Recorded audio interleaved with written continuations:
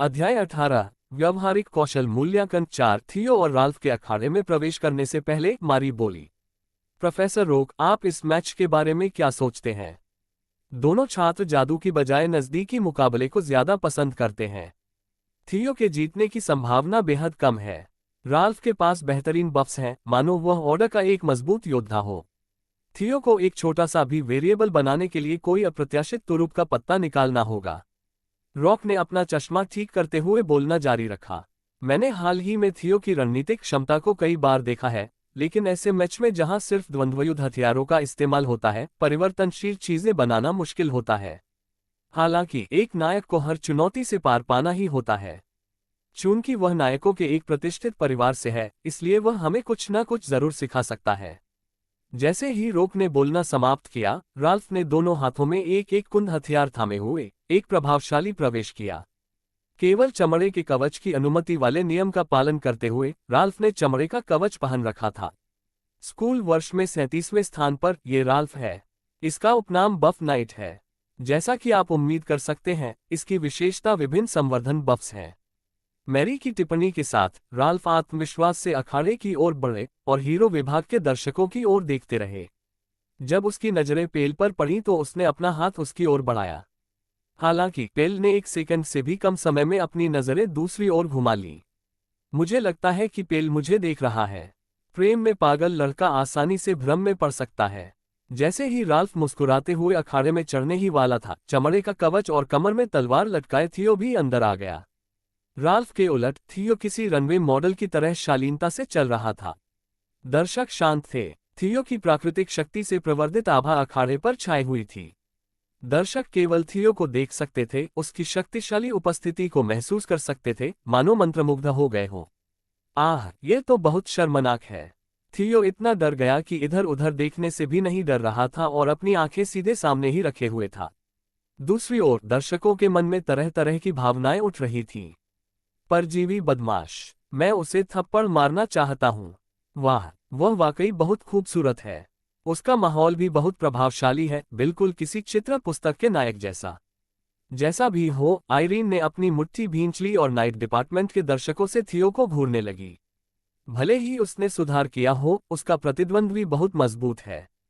वह शायद हार जाएगा, लेकिन मुझे उम्मीद है कि उसका हौसला बरकरार रहेगा। आइरीन के बगल में बैठी मीना ने उसकी ओर देखा। मुझे लगता है वो सचमुच उसकी मंगेतर है। मुझे नहीं पता था कि वो इस तरह का भाव रख सकती है। मीना को एक छोटे से लेख से पता चला कि थियो आइरीन का मंगेतर है। उसने आइरीन का कंधा थपथपाया। कम से कम उसने चेहरे की प्रतियोगिता तो जीत ली। राल्फ और थियो के बीच मुकाबला शुरू हुआ। राल्फ मुस्कुराया और बोला, पहले मेरे पास आओ। राल्फ का इरादा थियो के साथ खिलवाड़ करने का था। उसने अपने विशेष कौशल वृद्धि बफ का उपयोग किए बिना उसका पूरी तरह से मजाक उड़ाने की योजना बनाई, जैसे कि पीएल को दिखावा करना, जिसने हाल ही में थियो में गहरी रुचि ली थी। तथापि थियो ने एक पल में दूरी कम कर ली। उसकी गति अनुमान से कहीं अधिक भयंकर थी। राल्फ ने थियो की तलवार को रोकने के लिए जल्दी से अपना कुंद हथियार उठाया। उफ हफ, हथियार के दूसरी ओर से राल्फ के शरीर में झुनझुनी फैल गई। लेकिन बात यहीं खत्म नहीं हुई। थियो ने एक के बाद एक बेहद परिष्कृत अंदाज में हमले जारी रखे। ये सिर्फ एक पैटर्न वाले हमले नहीं थे, बल्कि इसमें छुरा घोंपना, काटना और फिसलना जैसे विभिन्न तरीके शामिल थे। क्यों? ये कमीना इतना ताकतवर क्यों है? घबराए हुए राल्फ ने मुश्किल से थियो के हमलों को रोका और दूरी बनाई। दर्शक भी उतने ही घबराए हुए थे। क्या बकवास है! क्या उस लड़के का ग्रेड 181वां है? हीरो डिपार्टमेंट तो वाकई कुछ खास है। नहीं, वह तो पहले सेमेस्टर में ही प्रतियोगिता से पहले ही भाग गया था। वह बदनाम है, हीरो विभाग के लिए कलंक है। लगता है राल्फ वाला उस पर नरमी बरत रहा है। क्या होगा अगर वह वास्तव में जीत जाए? दर्शकों की बुदबुदाहट राल्फ के कानों तक पहुंची। इससे राल्फ का स्वभाव भड़क गया। अरे यार, मेरे पास कोई चारा नहीं है। मैं तो बस इसका इस्तेमाल कर लूंगा। राल्फ ने अपने होठों को काटा और अपनी वृद्धि बफ का इस्तेमाल किया। राल्फ का संवर्धन बफ जादू केवल उसके ऊपर ही प्रयोग किया जा सकता था, लेकिन इसका प्रभाव बहुत कम समय तक रहता था, लगभग न के बराबर। ज्वार के उतार की तरह अपने मन को बहता हुआ महसूस करते हुए राल्फ विजयी भाव से हंस पड़ा। राल्फ की ऊर्जा बदल गई थी। जबकि आमतौर पर केवल अनुमान ही लगाया जा सकता था, ऑब्जर्वर आई ये भी निर्धारित कर सकती थी कि किस प्रकार का बफ इस्तेमाल किया गया था। शीघ्रता, शक्ति और कठोर कवच। वर्तमान में 3 ढेर लगाए गए थे। इस मार्ग में इस बिंदु पर राल्फ कुल 4 बफ का उपयोग कर सकता था, इसलिए एक अभी भी बचा था। अंतिम बफ उनकी गुप्त तकनीक थी। तो वो मेरी और भी परीक्षा ले रहा है ना? मुझे लगा कि मैंने उसे घेर लिया है, लेकिन उसके पास अभी भी कुछ जगह बची है। कष्टप्रद क्या? मैंने राल्फ के सवाल का जवाब नहीं दिया। इसके बजाय मैंने अपनी प्राकृतिक शक्ति ओवरलोड के विशेष प्रभाव का इस्तेमाल किया और अपनी लंबी तलवार को जादुई शून्यकरण की शक्ति से भर दिया। मैं उससे तुरंत अपना आखिरी बफ लाने को कहूंगा। जैसे ही मैंने एक छोटी सी सांस छोड़ी, मैं राल्फ की ओर दौड़ा। झनकार, टकराव, तलवार और कुंद हथियार टकराए। भले ही मैंने ओवरलोड का उपयोग किया, लेकिन 3 स्टैक बफ के साथ राल्फ की ताकत अधिक थी। मेरी वर्तमान ताकत आंकड़ा 12 के आसपास होना चाहिए। उसके चश्मे सचमुच डरावने हैं, लेकिन इससे कोई फर्क नहीं पड़ता। पहला हमला तो बस एक छलावा था। मैंने अपनी तलवार उसकी गदा से अलग करते हुए एक साथ उसकी कलाई और जांघ पर निशाना साधा। यह तकनीक मैंने आयरीन से सीखी थी। स्विश! उफ! राल्फ, जिसकी जांघ कट गई थी, सिहर उठा। धत्तेरी की! क्रोधित होकर उसने अपनी लाठी मुझ पर बेतहाशा घुमाई। जैसी कि उम्मीद थी, मेरी भविष्यवाणी बिल्कुल सही साबित हुई। जितना ज्यादा वे अपनी तार्किकता खोते हैं और अपनी सहज प्रवृत्ति पर भरोसा करते हैं, उतना ही उनसे निपटना आसान होता जाता है। उनके तौर तरीके सरल होते जाते हैं। इसके अलावा राल्फ विशेष रूप से गर्म स्वभाव का था। इसके कारण अब मैं राल्फ के अगले कदम को देख और उसका पूर्वानुमान लगा सकता था। राल्फ की कुशलता और कौशल प्रबंधन उसकी अपार शारीरिक शक्ति के सामने फीके पड़ गए। वह खुद को एक विशालकाय राक्षस जैसा महसूस कर रहा था। चूंकि अब तक वह अपने भारी भरकम कौशल के साथ सफल रहे थे, इसलिए उन्होंने कभी कौशल और कौशल प्रबंधन के महत्व को महसूस नहीं किया था। ओवरलोड के कारण मेरा शरीर मजबूत हुआ और ट्विस्टेड नोबल्स डिग्निटी गुण ने मुझे वास्तविक युद्ध में भी शांत रखा। मैंने राल्फ के लगातार हमलों को बाल बाल बचा लिया और उसे ताना मारा। 37वें स्थान पर होना कोई प्रभावशाली बात नहीं है। आपने अभी अभी क्या कहा? राल्फ का चेहरा लाल हो गया और वह पूरी तरह से अपनी विवेकशीलता खो बैठा। फुफ फुफ! वह क्रोध से भरकर अपनी लाठी को बेतहाशा घुमाने लगा। धीरे धीरे एक बड़ा गैप दिखने लगा। मेरी योजना जोरदार वार करने की थी। जंग वूही ने अपने 4 मैना स्टेट मैजिक नुलिफिकेशन से मैना युक्त सभी याद किए गए मंत्रों को निष्प्रभावी कर दिया। मेरा मन स्टेट 0 है। यदि मैं सिर्फ एक वार कर सकूं, तो मैं सभी 3 बफ्स को हटा सकता हूं। मैंने राल्फ के हमलों को चकमा दिया और लगातार उसकी जांघ पर निशाना साधा। नुकसान बढ़ता ही गया, हालांकि कम। लगभग 5 प्रहारों के बाद तुम चूहे जैसे कमीने। राल्फ की गतिविधियां कुछ देर के लिए रुक गईं। वह सही समय जिसका मैं इंतजार कर रहा था। मैंने अपनी तलवार से राल्फ की कलाई पर हल्के से थपथपाया और फिर मैं नीचे की ओर घूमा, जिससे उसके टखने पर भी हल्के से वार हो गया। उसी समय राल्फ के चारों ओर लगे सभी बफ हटा दिए गए। अगर वह असली तलवार होती, तो उसकी कलाई और टखना आसानी से कट जाता। यह एक ऐसी तकनीक थी जिसका प्रयोग आयरीन अक्सर करती थी। क्या यह अचानक क्यों हो रहा है? राल्फ जमीन पर गिर पड़ा और भ्रम की स्थिति में इधर उधर छटपटाने लगा। मैंने उसकी ओर देखा और कहा, मैच छोड़ दो। मैंने आत्मसमर्पण का सुझाव दिया। दर्शकों को ऐसा लगा जैसे कि ताकतवर व्यक्ति कमजोर व्यक्ति से स्थिति बिगड़ने से पहले ही रुकने का आग्रह कर रहा हो। यह एक सज्जनतापूर्ण कार्य था। राल्फ निश्चित रूप से मेरे इरादे समझ जाएगा। ये स्पष्ट था कि आत्मसमर्पण के अलावा कोई विकल्प नहीं था, लेकिन वास्तव में ओवरलोड की अवधि पहले ही समाप्त हो चुकी थी। यदि राल्फ अब अपना चौथा और अंतिम बफ इस्तेमाल करके मुझ पर हमला कर दे, तो मेरे पास शेष समय के लिए भागने के अलावा कोई विकल्प नहीं होगा। जब राल्फ अपना चौथा बफ इस्तेमाल करता है, तो वह एक ऐसा राक्षस बन जाता है जिसे सिर्फ अभ्यास वाली तलवार से नहीं पकड़ा जा सकता। आंकड़ों में अंतर कम से कम 2 गुना हो जाएगा। क्या बकवास कर रहे हो तुम? इतना घमंडी मत बनो, कमीने। राल्फ शर्मिंदगी और भ्रम के कारण हकलाने लगा। अगर यह असली लड़ाई होती, तो ये पहले ही खत्म हो चुकी होती। राल्फ वायल, तुम ये जानते हो। ये कहकर मैंने अपनी तलवार म्यान में रख ली। फिर, मानो राल्फ का सामना करने में अब कोई मूल्य नहीं बचा था, मैंने उससे मुंह मोड़ लिया और धीरे धीरे अखाड़े के किनारे की ओर चल पड़ा। हालांकि राल्फ मेरी पीठ पर निशाना साधने जैसा घटिया कदम नहीं उठाएगा। मुझे अपनी रीढ़ की हड्डी से ठंडा पसीना बहता हुआ महसूस हो रहा था। ये सौभाग्य की बात थी कि ट्विस्टेड नोबल की गरिमा विशेषता ने मुझे कांपने से बचा लिया। मैं अपना बदला लूंगा, थियोलिन वाल्डेक। राल्फ की करुण चीख मेरी पीठ में चुभ गई। काश वह ऐसा न करता, लेकिन मुझे उसे शांत करने के लिए कुछ कहना पड़ा। मैंने अपनी पीठ अभी भी घुमाए रखते हुए अपना सिर घुमाया और बोला, मैं खुशी से उस दिन का इंतजार करूंगा, राल्फ वाइल। कुह। गुस्से से भरे भाव के साथ राल्फ ने अपना सिर झुका लिया। क्रमशः राल्फ से लगभग 5 कदम दूर जाने के बाद, मैं आत्मसमर्पण करता हूं, रेफरी। राल्फ ने हार स्वीकार कर ली। थियो और राल्फ के बीच मैच खत्म हो गया था। राल्फ की जीत की भविष्यवाणी करने वाली मारी और रोक से लेकर दर्शकों तक हर कोई अचंभित रह गया।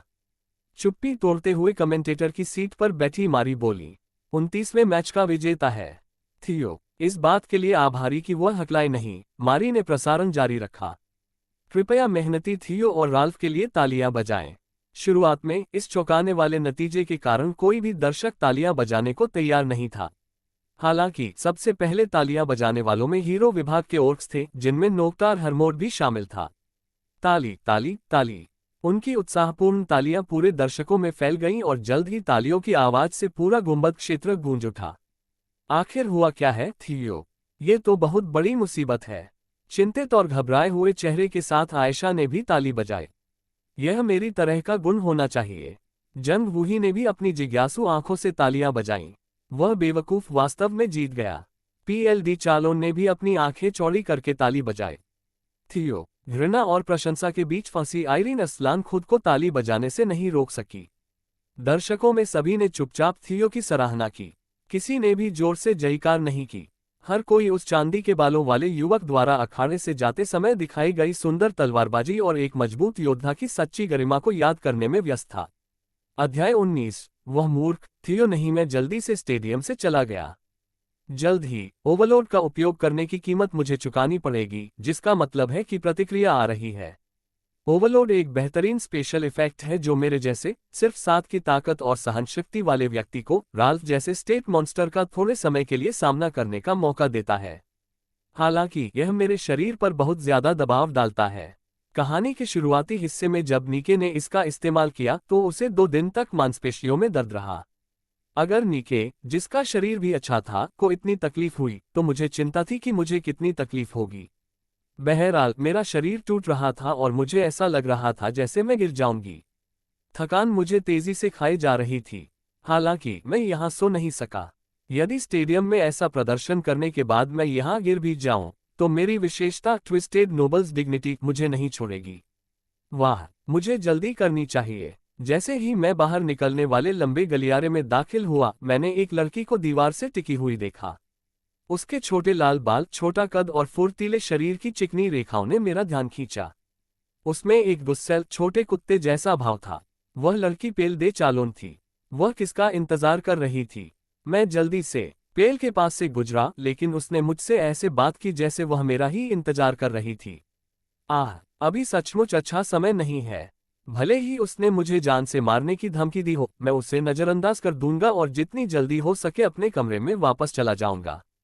लेकिन मेरा शरीर अपने आप ही सहजता से उसकी ओर मुड़ गया। यह शापित विशेषता। थियो का परिवार वाल्डेर विस्काउंट्स प्रतिष्ठित है, लेकिन पेल का परिवार चालोन ड्यूक्स महाद्वीप के शीर्ष कुलीन है। स्वाभाविक रूप से मैं इतनी नेक युवती की बातों को नजरअंदाज नहीं कर सकता था। मैंने कुछ देर के लिए इस आदत का विरोध करने के बारे में सोचा, लेकिन हार मान ली। मेरी मौजूदा शारीरिक स्थिति में तेज दर्द सहना मुश्किल था और मेरा शरीर पहले ही प्रतिक्रिया दे चुका था। क्यों? शुक्र है मुझे सम्मानसूचक शब्दों का प्रयोग नहीं करना पड़ा। हालांकि पेल ने कुछ नहीं कहा। वह झिझक रही थी। उसे समझ नहीं आ रहा था कि वह क्या कहना चाहती है।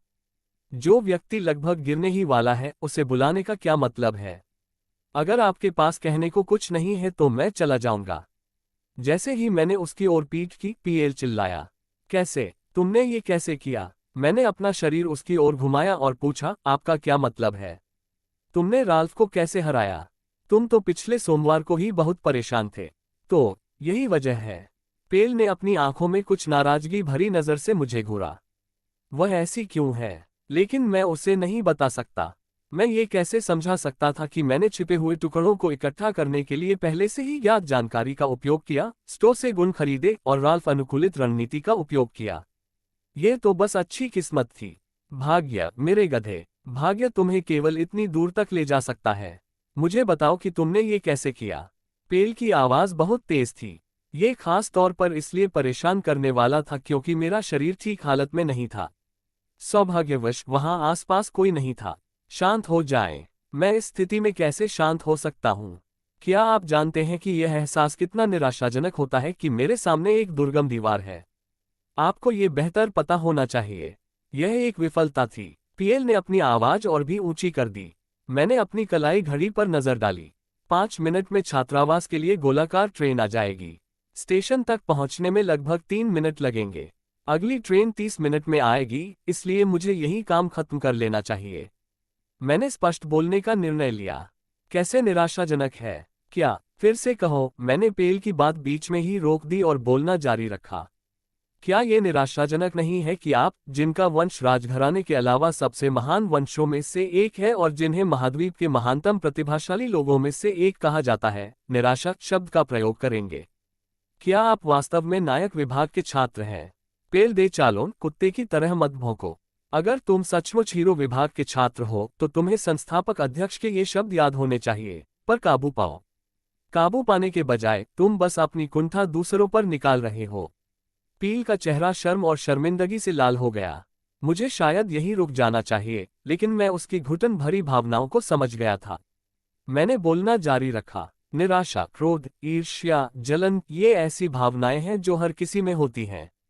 अगर आप इन भावनाओं में बहुत गहरे उतर जाते हैं तो आप बेकार हो जाते हैं। लेकिन दूसरे आपकी मदद करने के लिए जो कुछ भी कर सकते हैं, उसकी एक सीमा होती है। आपको खुद ही उस पर काबू पाना होगा। ये कहते हुए पेल ने अपना सिर झुका लिया, मानो उसे राहत मिली हो, और मैंने उसकी ओर पीठ करके बाहर की ओर बढ़ गया। क्रमशः। क्या मैं बहुत कठोर था? थकान और समय की कमी के कारण मैं बहुत संवेदनशील लग रहा था। आखिरकार पेल केवल 15 साल का बच्चा है, और उस उम्र में लोग परिणामों के बारे में सोचे बिना ही कार्य करने लगते हैं। पेल द्वेष रखते हुए मुझे मारने की कोशिश कर सकता है। मैंने चलना बंद कर दिया और पील से बात की, जिसका सिर अभी भी झुका हुआ था। तुम्हें जीतना जरूरी नहीं है। अगर यह एक ऐसी हार है जिसे तुम सचमुच स्वीकार कर सकते हो, तो इसका अपना मतलब होगा। मैं तुम्हारा साथ दूंगा, पेल। ओह पेल, तुम वापस आ गए। नीके ने पील से बात की, जो दर्शकों की सीटों पर वापस आ गए थे। हाँ, कमजोर आवाज में पेल ने जवाब दिया और शून्य दृष्टि से मैदान की ओर देखने लगा। मैच चल रहा था, लेकिन वह उस पर ध्यान केंद्रित नहीं कर पा रही थी। कैसे निराशाजनक है। वह थियो द्वारा पहले कहे गए शब्दों को दोहराती रही। चालोन डुकल परिवार, महाद्वीप का सबसे प्रतिष्ठित परिवार। पेल उस परिवार की सबसे छोटी बेटी थी। जो लोग उसकी चापलूसी करना चाहते थे, जो लोग उसके अधिकार का उपयोग करना चाहते थे, और कुछ लोग जो वास्तव में आश्वस्त थे। बचपन से ही उसने अनगिनत चेहरे देखे थे। इसलिए 15 वर्ष की छोटी सी उम्र में लोगों को परखने की उनकी क्षमता शाही परिवार के उच्च पदस्थ अधिकारियों से कम नहीं थी। उसके लिए थियो उन मूर्खों में से एक था जो अब तक उसके पैरों तले आए थे। लेकिन थियो, जिसका उसने अभी सामना किया, अलग था। वह उन कुछ लोगों में से एक थे जो किसी के भी सामने आत्मविश्वास से भरे रहते थे। इसके अलावा उन्होंने एक ऐसे प्रतिद्वंद्वी के खिलाफ त्रुटिहीन जीत हासिल की जो उनके लिए असंभव रूप से मजबूत था। उन्होंने इसे शब्दों से नहीं, बल्कि कार्यों से सिद्ध किया। क्या मैं सचमुच इसे स्वीकार कर सकता हूँ? नीके नामक विशाल दीवार का सामना करने के बाद उसे ऐसा लगा कि वह उसे तोड़ नहीं सकती। उसका हृदय हार की गहरी भावना में डूब गया। लेकिन क्या मैंने सचमुच कोई सच्चा प्रयास किया? नहीं, मैंने केवल नीके जितना ही प्रयास किया। हालांकि मुझे उनसे आगे निकलने के लिए और अधिक मेहनत करनी पड़ी। मुझे आश्चर्य है कि उस मूर्ख थियो ने कितना प्रयास किया होगा। मैं तो कल्पना भी नहीं कर सकता। हाँ, अगर उस बेवकूफ ने नहीं, अगर थियो ने ऐसा किया तो मैं क्यों नहीं कर सकता? सौभाग्यवश मैं समय रहते छात्रावास जाने वाली गाड़ी पकड़ने में सफल रहा। चूंकि अकादमी के अधिकांश छात्र गुंबदनुमा स्टेडियम के अंदर थे, इसलिए गाड़ी अपेक्षाकृत खाली थी। हमेशा की तरह मैं पीछे वाली सीट पर बैठ गया। मैंने खिड़की से बाहर देखा। एक सुनसान सड़क, जो सामान्य से अलग थी, मेरी नजर में आई। प्रैक्टिकल मूल्यांकन समाप्त होने के बाद वहां उत्सव मनाया जाएगा और वहां भीड़ होगी। खैर, जैसे ही मैं बैठा नींद आने लगी। ऐसा महसूस हुआ जैसे कि अगर मैं अपनी आंखें बंद कर लूं तो इस स्थिति में घंटों सो सकता हूं। लेकिन मुझे सोना नहीं चाहिए। नहीं, मैं सो नहीं सकता। छात्रावास अंतिम पड़ाव नहीं है। थोड़ी देर के लिए आराम पाने के लिए अपनी आंखें बंद करना मूर्खतापूर्ण कार्य होगा। ये स्टॉप प्रथम पुरुष छात्रावास के सामने है। एक बार फिर, ये स्टॉप प्रथम पुरुष छात्रावास के सामने है। कृपया उतरते समय अपना सामान जरूर ले जाएं।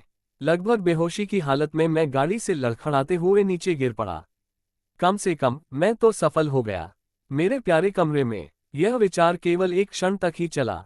मुझ पर और भी अधिक तंद्रा की लहर छा गई। मैं ये भी नहीं बता पा रहा था कि मैं रेंग रहा हूं या चल रहा हूं। मेरी दृष्टि संकीर्ण होने लगी, धुंधली होने लगी। सांस। मेरा कमरा 20वीं मंजिल पर है। जैसे ही मैंने एक बाधा पार की, दूसरी सामने आ गई। इस पर काबू पाओ, यह मुहावरा अभी लागू नहीं होता। तभी मेरी नज़र छात्रावास के सामने रखी लंबी लकड़ी की कुर्सी पर पड़ी। सामान्यतः मैं उस खुरदरी और सख्त दिखने वाली कुर्सी की भी परवाह नहीं करता, लेकिन इस समय ये किसी भी सोफे से अधिक नर्म लग रहा था। हाँ, मैं ऊपर जाने से पहले अपनी आंखें बंद कर लूंगा और थोड़ी देर बैठूंगा। इसलिए मैं अपनी आंखें बंद करके लकड़ी की कुर्सी पर बैठ गया। उसके बाद मुझे कुछ भी याद नहीं रहा। ऐसा लगा जैसे मैं सपना देख रहा हूं। क्या यह मेरा पहला सपना था जो मैंने इस दुनिया में आने के बाद देखा था? दूर से एक सुंदर और नाजुक हाथ मेरे पास आया और मेरे चेहरे को सहारा दिया। ईमानदारी से कहूं तो मैं यह नहीं बता सकता कि यह सपना था या हकीकत। अगर यह सपना था तो मैं जागना नहीं चाहता था। मुझे ये जानकर खुशी हुई कि कोई मेरा समर्थन कर रहा है। आखिरी बार मैंने ये भावना कब महसूस की थी? और जो सपना मैं अभी देख रहा हूँ, क्या यह थियो का सपना है या मेरे सच्चे स्वरूप का? मुझे नहीं पता, मैं तो बस इस खुशी में डूबना चाहता हूँ। तभी मुझे अपने चेहरे पर ठंडा स्पर्श महसूस हुआ। उफ, यह एक सपना था। मैंने छात्रावास की जानी पहचानी छत देखी। मैंने धीरे से अपने शरीर के ऊपरी हिस्से को सहारा दिया। आंखें आधी बंद किए मैं हवा में टटोलकर अपनी पानी की बोतल ढूंढने लगा। मुझे अपने हाथ में कुछ महसूस हुआ, लेकिन यह एक महिला का कोमल स्पर्श था। मैं अचानक जाग गया। मेरी धुंधली आंखें खुल गईं। मैंने जल्दी से अपना आपा खो दिया और बिस्तर से बाहर आ गया। क्या आप जाग गए, सर? एमी, जिसका चेहरा आमतौर पर भावहीन रहता था, मुझसे घबराए हुए भाव से बात कर रही थी और उसका हाथ उसकी छाती पर टिका हुआ था। ओह, बोनस चैपी, ये भी डेड आइलैंड की बदौलत है। कुछ साइट अपडेट जो आप लोगों के लिए प्रासंगिक होंगे। बड़ा मोबाइल फ़ॉन्ट। अन्य उपन्यासों के लिए कॉफी लिंक। किसी ने अभी डार्क लाइट मोड के लिए भी अनुरोध किया है। मैं इसे इसी हफ्ते जोड़ दूंगा। इसके अलावा, यदि आपके लिए ये परिवर्तन उपलब्ध नहीं है, तो आप ब्राउज़र कैश को रिफ्रेश साफ कर सकते हैं, गुप्त मोड पर जा सकते हैं। क्षमा करें, वेबसाइट संस्करण आपके ब्राउज़र पर वर्तमान में सहेजे गए संस्करण को लोड कर सकता है, लेकिन मैं इस सप्ताह इसके समाधान के लिए कुछ जोड़ूंगा। पहली बार वेबसाइट पर काम कर रहा हूं। फीचर पे ए की मात्रा आधा पप पे बढ़ी ई की मात्रा का आनंद लें। अध्याय 20, दयालु युवा गुरु। अहम शर्मिंदगी महसूस करते हुए मैंने नकली खांसी निकाली। मेरी नज़र स्वाभाविक रूप से एमी के उभरे हुए भाग पर नहीं, उसके हाथ पर चली गई। उसका नाजुक गोरा हाथ, ये वही हाथ था जो मैंने सपने में देखा था। ये बहुत सुंदर लग रहा था, लेकिन अब ऐसे विचारों का समय नहीं था। कमरे में भारी सन्नाटा छा गया। मैंने अनजाने में उत्पीड़न का कार्य किया और मेरे पास कहने के लिए शब्द नहीं थे। एमी ने अपने होंठ कसकर बंद कर लिए और मेरी नज़रों से बच रही थी। अगर चीजें इसी तरह चलती रहीं तो यह एक बड़ी समस्या बन जाएगी। जल्दबाजी में मैंने कुछ बोल दिया। मैं अभी उठा हूं, इसलिए मेरा शरीर अपना नहीं लग रहा। मेरा हाथ फिसल गया। अभी क्या समय हुआ है? रात के 11 बज चुके हैं, युवा स्वामी। मैं काफी देर तक सोता रहा होगा। ओह, जैसे ही मैंने पानी का गिलास उठाया, मुझे मांसपेशियों में तीव्र दर्द महसूस हुआ। न केवल मेरी बाहें, बल्कि मेरे पैर, कमर और गर्दन। मेरे शरीर का कोई भी हिस्सा ऐसा नहीं था जो दर्द न कर रहा हो। जब बेहोशी जैसी उनींदापन गायब हो गया, तो मुझे एहसास हुआ कि मेरा शरीर कितना जर्जर हो गया था। ये लीजिए, युवा स्वामी। एमी ने जल्दी से मुझे एक गिलास पानी दिया। धन्यवाद, लेकिन मेरी उंगलियां मुश्किल से गिलास को पकड़ पा रही थीं। अरे, पानी पीना भी कितना मुश्किल है। किसी तरह गिलास को पकड़ते हुए मैंने अजीब तरीके से उसे अपने होठों तक लाया और मेरी हरकतें किसी सस्ती गेंद जॉइंट वाली गुड़िया जैसी थीं। एमी ने चिंता से मेरी ओर देखा। युवा मालिक, मुझे लगता है कि आप इन दिनों खुद पर बहुत ज्यादा दबाव डाल रहे हैं। प्रशिक्षण लेना अच्छी बात है, लेकिन शायद आपको अपने शरीर का ज्यादा ध्यान रखना चाहिए। मुझे इस पर विजय पाना है। फिर भी इस बार तो हालत बहुत गंभीर थी, युवा मालिक। जब मैंने सुना कि आप बेहोश हो गए हैं, तो वह जल्दी से बाहर गई और आपको छात्रावास के सामने एक लकड़ी की कुर्सी पर सोते हुए पाया। ऐसी जगह पर सोना स्वास्थ्यकर नहीं है। आपको सर्दी लग सकती है या इससे भी बुरा कुछ हो सकता है। उस समय मेरे पास कोई विकल्प नहीं था। मैं टूटने के कगार पर था। आह, और भी, युवा स्वामी। हम एमी बोलने से पहले एक क्षण के लिए हिचकिचाए। क्या आपने हाल ही में अपने शरीर में कोई महत्वपूर्ण परिवर्तन महसूस किया है? आपका क्या मतलब है? मैं पूछ रहा हूं कि क्या आपने कोई नई विशेषता अर्जित की है? अब तक एमी ने गंभीर निगाहों से मेरी ओर देखा। उसकी निगाहें मानो कह रही थीं, मैं सब जानती हूं, बस मुझे बता दो। मुझे लगा कि मुझे उसे कुछ हद तक बता देना चाहिए। वह काफी समय से थियो पर नजर रख रही थी, इसलिए अगर उसने इस बदलाव पर ध्यान नहीं दिया तो यह अजीब होगा। उसके हाव भाव देखकर ऐसा लग रहा था कि अगर मैं ना भी कह दूं तो भी वह मुझ पर विश्वास नहीं करेगी। और इसके बारे में एक संक्षिप्त लेख सोमवार को जारी किया जाएगा। हाँ, मुझे एक नई विशेषता प्राप्त हुई। मैंने उसे बताया, यद्यपि संक्षेप में। मैंने ऐसा ही सोचा था। एमी ने सिर हिलाया। ऐसा प्रतीत हुआ कि वह आश्वस्त थी। इस दुनिया में गुण एक सर्व उद्देशीय धोखा कुंजी की तरह हैं। कुछ लोग अच्छे गुण प्राप्त करने के बाद काफी बदल जाते हैं। और यद्यपि ये दुर्लभ है, फिर भी कुछ ऐसे लक्षण हैं जो व्यक्ति के व्यक्तित्व या मानसिक स्थिति को बदल देते हैं। सौभाग्यवश एमी ने कोई और प्रश्न नहीं पूछा। जैसे ही मैंने अपने कांपते हाथ से पानी का घूंट लिया, ग्रर मेरे पेट से एक अजीब सी आवाज आई। सोचने पर पता चला कि मैंने दोपहर के भोजन के बाद से कुछ भी नहीं खाया था। मैंने दोपहर के भोजन के समय द्वंद्वयुद्ध से पहले जानबूझकर हल्का खाना खाया था। मैं आपके खाने के लिए कुछ सरल बनाऊंगा। नहीं, ठीक है। स्वास्थ्य लाभ के लिए पोषण आवश्यक है। कृपया एक क्षण प्रतीक्षा करें, युवा स्वामी। इतना कहकर एमी उठ खड़ी हुई और कमरे से बाहर चली गई। बेशक मुझे भूख लगी थी और मुझे पोषण की जरूरत थी, लेकिन उसके लिए मुझे अफसोस है। अगर ऐसा ही चलता रहा तो क्या वह मर नहीं जाएगी? छात्रावास की 10वीं मंजिल पर स्थित सामान्य रसोई क्षेत्र में रात के 11 बज चुके थे और एमी उस विशाल स्थान में अकेली थी। पहले तो उन्होंने स्टू बनाने के बारे में सोचा, लेकिन समय की कमी के कारण उन्होंने मांस और आलू से साधारण सूप बनाने का निर्णय लिया। ब्रेड के बीच में पतले हैम और सब्जियों वाला सैंडविच भूख को संतुष्ट कर सकता है। हाल ही में दयालु थियो बिना किसी शिकायत के खाना खाने लगा। यदि यह पहले होता तो वह क्रोधित हो जाता और पूछता कि क्या उसे यही खाना चाहिए। काट काट काट काट काट, एमी ने जल्दी से चाकू से काट दिया।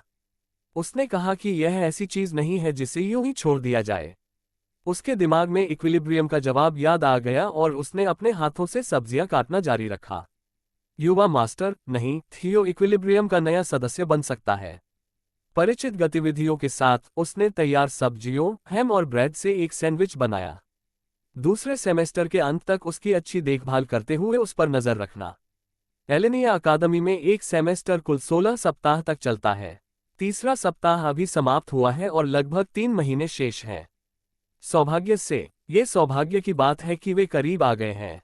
काफी समय तक थियो के इशारे पर काम करने के कारण ऐसा लग रहा था कि उसमें उसके प्रति कुछ स्नेह विकसित हो गया है। और हाल ही में वह इतना दयालु हो गया है कि कभी कभी यह बात परेशान करने वाली हो जाती है। अगर हाल ही में ऐसा होता तो सेवा जारी रखना बुरा नहीं होता। नहीं नहीं, इसे अपने विचारों को एक साथ लाने का समय समझें। इक्विलिब्रियम का निर्णय बदल सकता है, इसलिए उसे बहुत अधिक आसक्त नहीं होना चाहिए। भले ही वह वाल्डेउर परिवार का वारिस हो। अगर नेता चाहे तो उसे जरूर भर्ती कर लेंगे।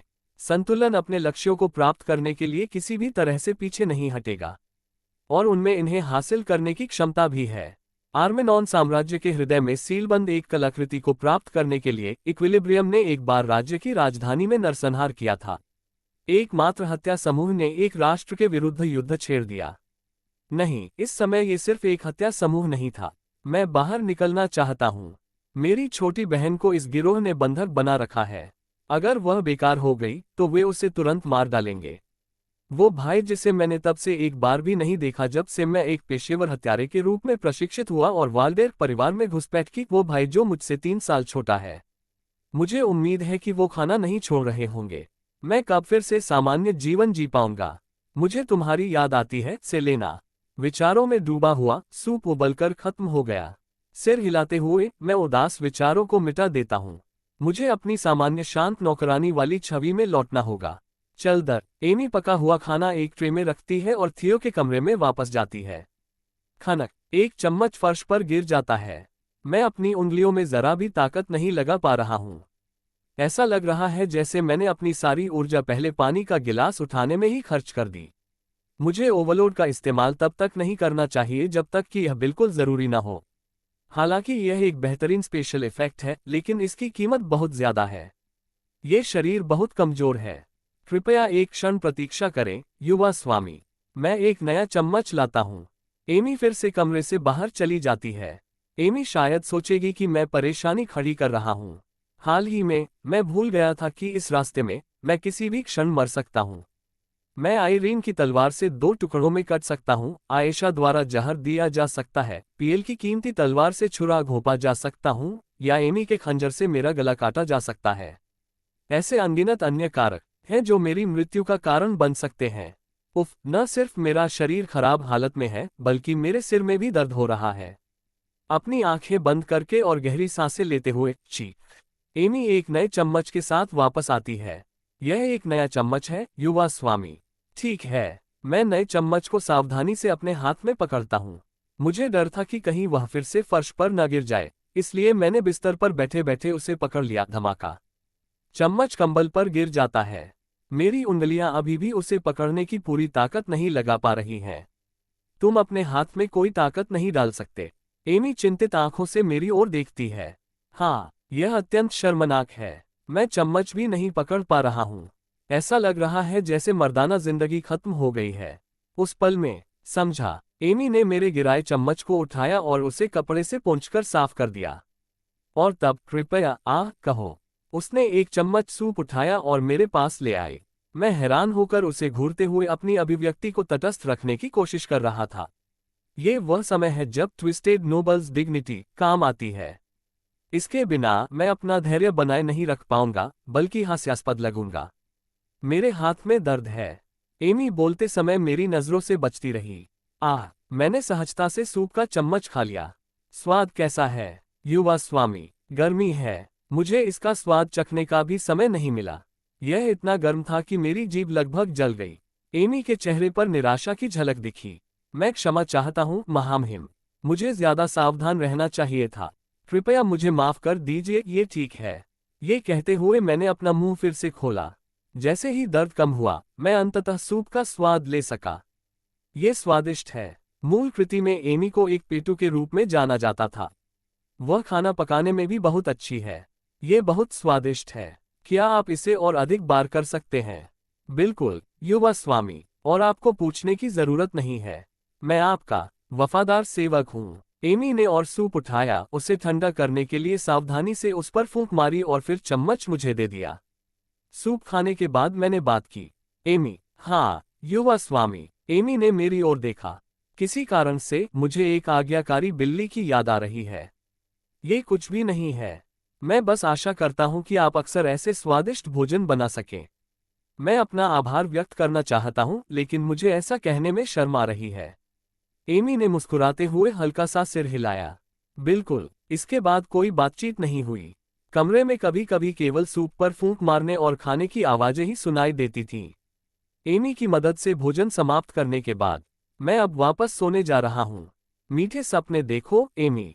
मैं बिस्तर पर लेट गया और बोला, मांसपेशियों में दर्द के लिए नींद सबसे अच्छी दवा है। एमी खाली बर्तन लेकर खड़ी हो गई और अपना सिर झुका लिया। हाँ, युवा स्वामी, आप भी मीठे सपने देखें। मैं कल सुबह नाश्ता परोसने आऊंगा। कल शनिवार है, और कल तक मैं अपनी उंगलियां हिलाने में सक्षम हो जाऊंगा, है ना?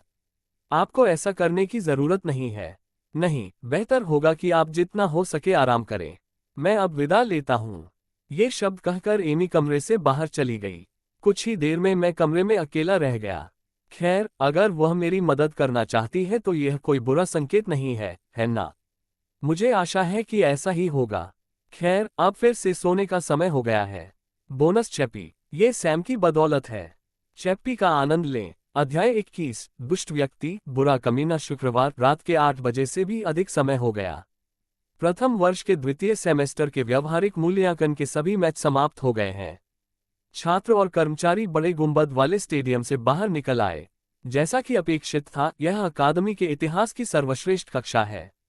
हीरो विभाग में इतने प्रतिभाशाली छात्र क्यों हैं? अच्छा, क्या ये हमारे लिए अच्छा नहीं है? मैंने अपने स्नातक छात्रों से सुना है कि उनकी कक्षा में ज्यादा अच्छे छात्र नहीं थे, इसलिए सहायकों के लिए प्रतिस्पर्धा बहुत कड़ी थी। मुझे लगा था कि नीके आसानी से जीत जाएगी, लेकिन मुझे उम्मीद नहीं थी कि पील इतनी कड़ी टक्कर देगी। सिर्फ 5 सेकंड बचे थे, फिर वह कैसे हार गई? ये बहुत शर्म की बात है। अगर वह 5 सेकंड और टिकी रहती तो मुकाबला ड्रॉ हो जाता। उफ, मुझे भूख लगी है। चलो कुछ खाते हैं। स्टेडियम में बिकने वाले सैंडविच से मेरा पेट नहीं भरता। ठीक है, जल्दी करते हैं। अगर हम जरा भी देर कर देंगे तो कोई सीट नहीं बचेगी। मैक्स निश्चित रूप से भर्ती के लायक है। मैंने प्रथम वर्ष के छात्रों में ऐसी रक्षात्मक क्षमता कभी नहीं देखी। हाँ, बस एक स्मार्ट सहयोगी को शामिल कर लो और यह पर्याप्त होगा। अधिकारी। कई लोगों ने विभिन्न कहानियां साझा की। कई मैच काफी करीबी रहे और कल से छुट्टियां शुरू होने के कारण अधिकतर मैच शांत दिखे। मीना उनके बीच चल रही थी। उसने आयरीन की ओर देखा, जो उसके बगल में कमजोरी से चल रही थी। वह अभी भी उदास लग रही है। कारण का अनुमान लगाना आसान था। उसका विजयी मंगेतर अपना चेहरा दिखाए बिना गायब हो गया था। लेकिन क्या वह अपने मंगेतर को इतना पसंद करती थी? मुझे लगा कि यह सिर्फ एक रणनीतिक शादी थी। वह हमेशा ट्रेनिंग हॉल में रहती है। उसने कभी किसी से अपनी सगाई का जिक्र नहीं किया और मैंने कभी उनके डेट पर जाने के बारे में नहीं सुना। गाड़ी आ रही है, उसने आयरीन से आग्रह किया।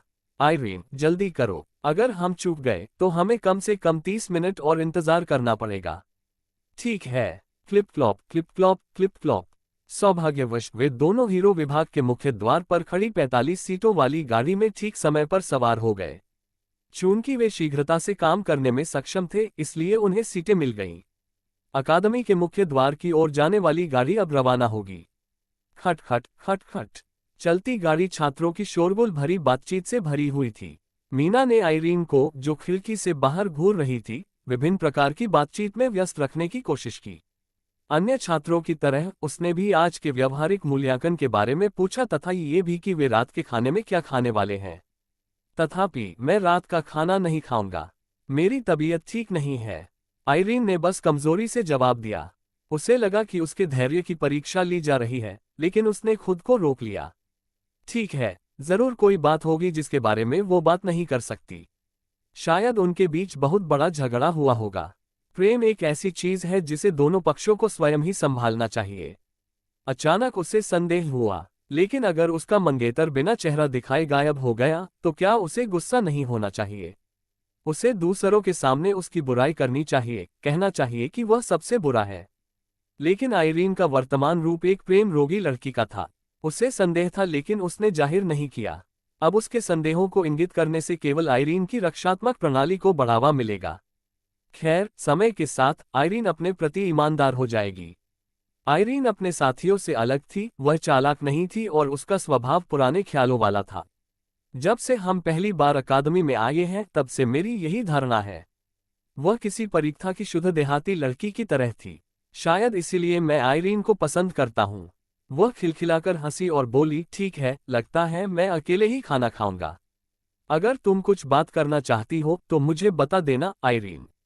किसी से बात करने से ही काफी सुकून मिलता है। और कौन जाने, हो सकता है इससे तुम्हारी समस्या सुलझ जाए। प्रस्ताव के लिए धन्यवाद, लेकिन मीना, तुम गलत हो। आयरीन ने उदास भाव से खिड़की से बाहर देखा। उसकी चिंताएं ऐसी नहीं थी कि दूसरों से बात की जाए। अब जो सबसे ज्यादा महत्वपूर्ण था, वह था उसका अपना दिल। उसकी नजरों में यह निश्चित था कि थियो उससे प्यार करता था, वरना वह स्कूल की गाड़ी में उससे बात करने वाला पहला व्यक्ति न होता। वह ऐसी बातें न कहता, तुम वाकई एक बहुत अच्छी टीचर हो, या तुम्हारे साथ रहना एक बेहतरीन फैसला था। थियो एक शर्मीला आदमी है। वह अपनी भावनाओं को अप्रत्यक्ष रूप से व्यक्त करने की पूरी कोशिश कर रहा होगा। अंततः जब तक वह उसे माफ कर देती, वे जीवन भर साथ रह सकते थे। वह भी यही चाहेगा। इसलिए उसने सोचा कि मैच के बाद वह स्वाभाविक रूप से उससे संपर्क करेगा। वह मुस्कुराकर उसका स्वागत करती। हालांकि मैच खत्म होते ही वह गायब हो गया। वह हीरो विभाग या दर्शकों में कहीं भी नहीं था। उसने ऐसा क्यों किया? क्या वह मैच के बाद कम से कम अपना चेहरा तो नहीं दिखा सकता था? आइरीन ने मैच के दौरान थियो के प्रदर्शन को याद किया। मैदान पर वह उस तेजस्वी नायक का मूर्त रूप थे जिसका सपना वह हमेशा से देखा करती थी। उन्होंने उस प्रतिद्वंद्वी से मेल मिलाप का प्रस्ताव रखा जिसने उनका अपमान किया था। वह न केवल कौशल में बल्कि चरित्र में भी उत्तम थे। जब उसने मैच खत्म करने के लिए उसके द्वारा सिखाई गई तकनीकों का इस्तेमाल किया तो उसके अंदर गर्व की लहर दौड़ गई। वास्तविक युद्ध में इतना अच्छा प्रदर्शन करने के लिए उसने दिन रात अभ्यास किया होगा। इस बात के बहुत सारे सबूत थे कि वह उससे प्यार करता था। अगर यह प्यार नहीं था तो फिर क्या था? मीना सचमुच एक चतुर मित्र थी, लेकिन इस बार वह गलतफहमी में थी। अगर वह ईमानदारी से अपने पिछले पापों को स्वीकार कर ले और क्षमा मांग ले, आइरीन शायद अपना शेष जीवन उसके साथ बिताने पर गंभीरता से विचार करेगी।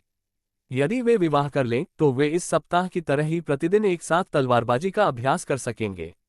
सुबह के समय वह उसका सुंदर चेहरा देख सकती थी जब वह शांति से सोता था, और वह उसके दुबले शरीर को छू भी सकती थी। मैं क्या सोच रहा हूँ? आइरीन का चेहरा पल भर में लाल हो गया। उसका सिर गर्म हो गया।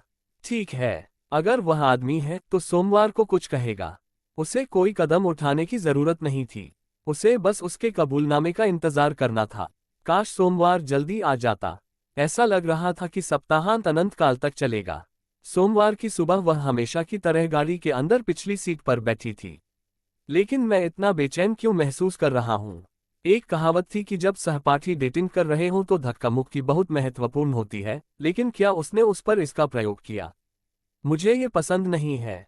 उसके मुंह से एक कड़वी बात निकल पड़ी। दुष्ट झटका। प्रथम हीरो विभाग का छात्रावास, एक ऐसा स्थान जहां वर्ष के केवल शीर्ष 10 छात्रों को ही प्रवेश की अनुमति होती है। यहां तक कि 11वीं से 50वीं रैंक वाले छात्रों के लिए उपलब्ध द्वितीय हीरो डिपार्टमेंट छात्रावास भी नियमित छात्रावासों की तुलना में अविश्वसनीय रूप से शानदार है। लेकिन शीर्ष और दूसरे की तुलना नहीं की जा सकती। जैसा कि हीरो विभाग के अनुरूप है, जो कौशल के आधार पर भेदभाव करता है, ये व्यक्तिगत छात्रों के उपयोग के लिए अत्यंत विशाल और शानदार स्थान है। इसके अलावा तीसरे और चौथे वर्ष के अधिकांश छात्र सेमेस्टर के दौरान बाहर रहते हैं, इसलिए अंत में कुल निवासियों की संख्या लगभग 20 होती है। आयशा का कमरा, जो एक ही क्षेत्र में स्थित है, वह स्थान है जहां प्रथम वर्ष के 6 शीर्ष छात्र 4 अनुपस्थित छात्रों को छोड़कर पार्टी करने के लिए एकत्र हुए थे। नहीं, सच में, मैक्स बहुत ज्यादा स्पष्टवादी था। मैं अभ्यास धनुष से उस सुरक्षा घेरे को कैसे तोड़ सकता था? आयशा गुस्से में आ गई और उसने नींबू पानी गटक लिया। हाँ, जो मैंने देखा उससे तो ये बहुत ज्यादा था। हारे या जीते, एक आदमी को सम्मान के साथ लड़ना चाहिए। केवल आक्रमण करके एक ही वार में पराजित होने से बेहतर है कि मुकाबला बराबरी पर समाप्त हो। एशिल्ड। क्या, एंड्रू, ये फिर से कहो। तुम, एक तथाकथित जादूगर, एक ओर्क से पिट गए। अयोग्यता से हारना कितना शर्मनाक है। अगर मैं होता तो जरूर जीत जाता, बेवकूफ। एशिल्ड, जो जंग वूही से हार गया था, और एंड्रू, जो नोक्टार हरमोड से हार गया था, एक दूसरे को घूरने लगे और बहस करने लगे। नीके ने अपनी अच्छी मुस्कान के साथ और आयशा ने दोनों के बीच हस्तक्षेप किया। दोस्तों, चलो इसे बंद करो। हम इतने लंबे समय के बाद यहाँ इकट्ठा हुए हैं, है ना? यह एक अच्छा दिन है, इसलिए चलो अपनी आवाज न उठाएं और लड़ें। नई सही कह रही है, तुम दोनों लड़ो मत। ठीक है, मैं बहुत ज्यादा उत्साहित हो गया। खैर, व्यावहारिक पाठों के दौरान अपनी पीठ का ध्यान रखना, तुम अयोग्य जादूगर। आप भी सावधान रहें। शाश्वत दूसरे स्थान पर। एशिल्ड और एंड्रू ने व्यंग्यात्मक टिप्पणी की और अपना झगड़ा बंद कर दिया। जैसे ही उन्होंने अपनी जीवंत बातचीत फिर से शुरू की थी, इसे देखने के बाद भी मुझे विश्वास नहीं हुआ। मैं कल्पना भी नहीं कर सकता था कि वह राल्फ को हरा देगा। थियो बातचीत का विषय बन गया।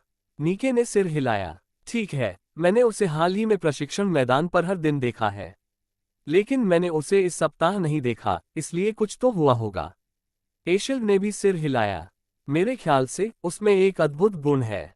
अगर वह इतने कम समय में इतना शक्तिशाली हो गया है, तो कम से कम मास्टर लेवल का तो होगा ही। एक हीरो परिवार का उत्तराधिकारी वाकई अलग होता है ना? मुझे जलन हो रही है। आयशा, क्या तुम्हें कुछ पता है? मैं सबसे अधिक जिज्ञासु हूँ। मैं भी जानना चाहता हूँ। एंड्रू के चेहरे पर हैरानी भरी अभिव्यक्ति थी। अरे एशिल्ड, क्या तुम्हें लगता है कि एक भी गुण पाने से तुम तुरंत ताकतवर हो जाओगे? अगर तुम्हें किसी तरह स्वॉर्ड मास्टर जैसा गुण मिल भी गया, तो भी आज का प्रदर्शन अविश्वसनीय है। वह ताकत की प्रतियोगिता में भी पीछे नहीं रहा।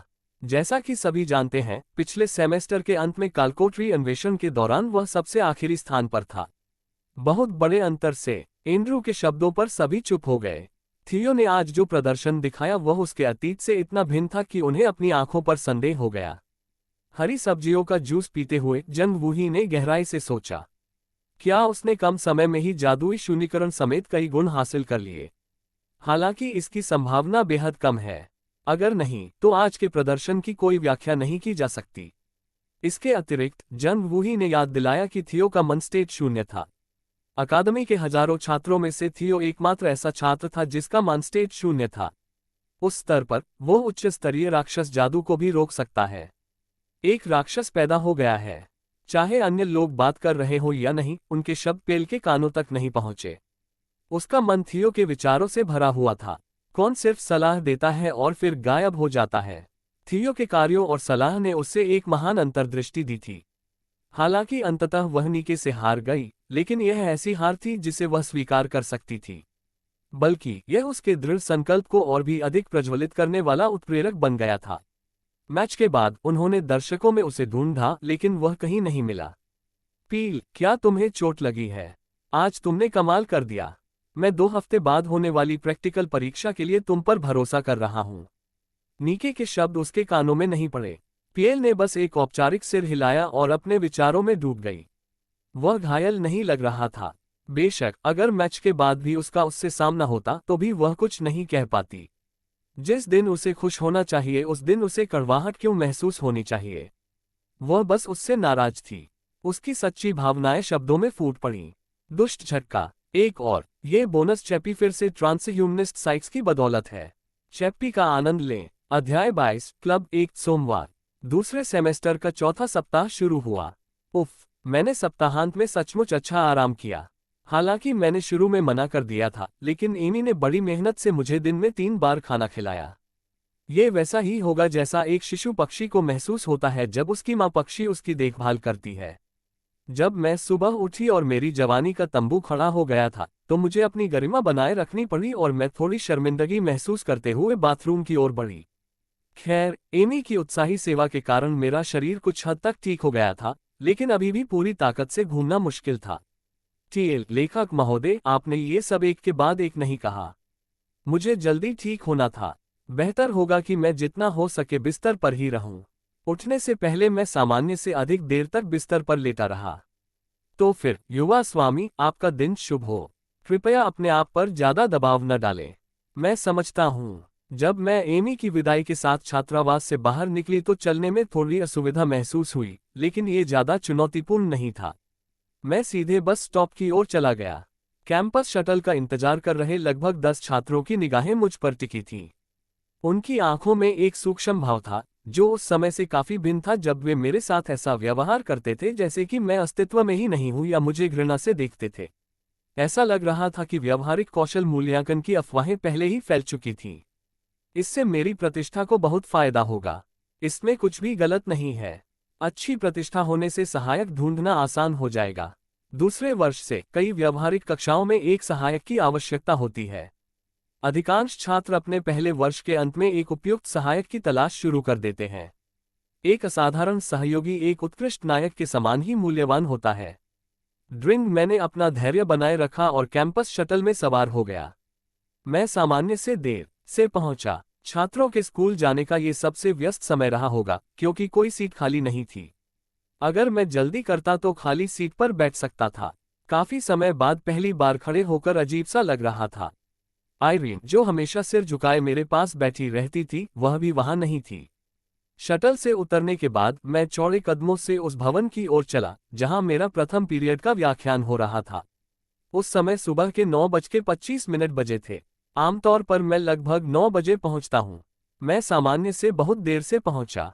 ड्रिंग, मैंने कक्षा का दरवाजा खोला। उसी समय अनगिनत निगाहें मुझे घूरने लगीं। उनकी आंखें जिज्ञासा से भरी थीं, मानो वे कुछ अजीब देख रहे हों। यद्यपि अप्रिय निगाहों की संख्या में काफी कमी आई थी, जो अच्छी बात थी। बस स्टॉप से ही उन लोगों की घूरती निगाहों के कारण अब ये थोड़ा बोझिल हो रहा था। मैं स्वाभाविक रूप से नोकटार के बगल वाली सीट पर बैठ गया। नोकटार, जो अपनी पाठ्यपुस्तक देख रहा था, बोला, थियो, आज तुम थोड़ा देर से आए। मैं सोच रहा था कि आखिर क्या हुआ जब तुम अचानक गायब हो गए। तुम्हारा सप्ताहांत कैसा रहा? हाँ नोकटार, क्या तुम्हारा सप्ताहांत अच्छा रहा? मैच के बाद मैं बहुत थका हुआ महसूस कर रहा था, इसलिए मैं सीधे अपने कमरे में चला गया। ये तो शर्म की बात है, उस दिन मैं तुम्हें कई भाइयों से मिलवाना चाहता था। थियो, तुम्हारी बदौलत उनमें से कईयों को ताकत मिली। नोकटार मुस्कुराया, ऐसा लग रहा था कि वह अच्छे मूड में है। खैर, ये नोकटार ही था जिसने मेरे तरीकों पर विश्वास किया और उन्हें लागू किया। एंड्रू पर उसकी जीत के बाद ऑफ दर्शकों की दहाड़ आज भी मेरे जहन में ताज़ा है। मुझे खुशी है कि मैं मदद कर सका। तुम्हें गर्व होना चाहिए, ये वाकई एक उल्लेखनीय उपलब्धि थी। इसी की बदौलत मुझे नए छात्रों के समूह का अगला अध्यक्ष नियुक्त किया गया है। थियो, हर कोई तुमसे मिलना चाहता है। जब भी समय मिले जरूर आना। ठीक है। जैसे ही नोकटार और मैं बातचीत कर रहे थे, सभी को सुप्रभात प्रोफेसर मारी कमरे में दाखिल हुई। व्यावहारिक मूल्यांकन के दौरान अपनी रिपोर्टर जैसी शक्ल के विपरीत वे हमेशा की तरह थोड़ी अस्त व्यस्त दिख रही थीं। क्या आप सभी का सप्ताहांत अच्छा रहा? हाँ छात्रों ने खुशी से जवाब दिया। मारी खिलखिलाकर मुस्कुराए और बोली, मुझे ये सुनकर खुशी हुई। कक्षा शुरू होने से पहले मैं एक घोषणा करना चाहता हूँ। जैसा कि आप सभी जानते हैं, व्यावहारिक मूल्यांकन आधिकारिक तौर पर अगले सप्ताह से शुरू होंगे। आहा। छात्रों की प्रतिक्रिया थोड़ी निराशाजनक थी। कुछ उत्साहित तो दिखे, लेकिन ज्यादातर के चेहरे पर उदासी छाई हुई थी। ये बात तर्कसंगत है, क्योंकि व्यावहारिक मूल्यांकन से ही आधिकारिक हीरो विभाग पाठ्यक्रम की शुरुआत होती है। ट्यूटोरियल खत्म, असली खेल शुरू होता है। मारी ने समझदारी भरे भाव से कहा। ठीक है, सभी तैयार हो जाओ और हम कक्षा शुरू करेंगे। कृपया अपनी किताबें खोलो। स्विश। मारी ने अपनी मोटी पाठ्यपुस्तक खोली और व्याख्यान शुरू किया।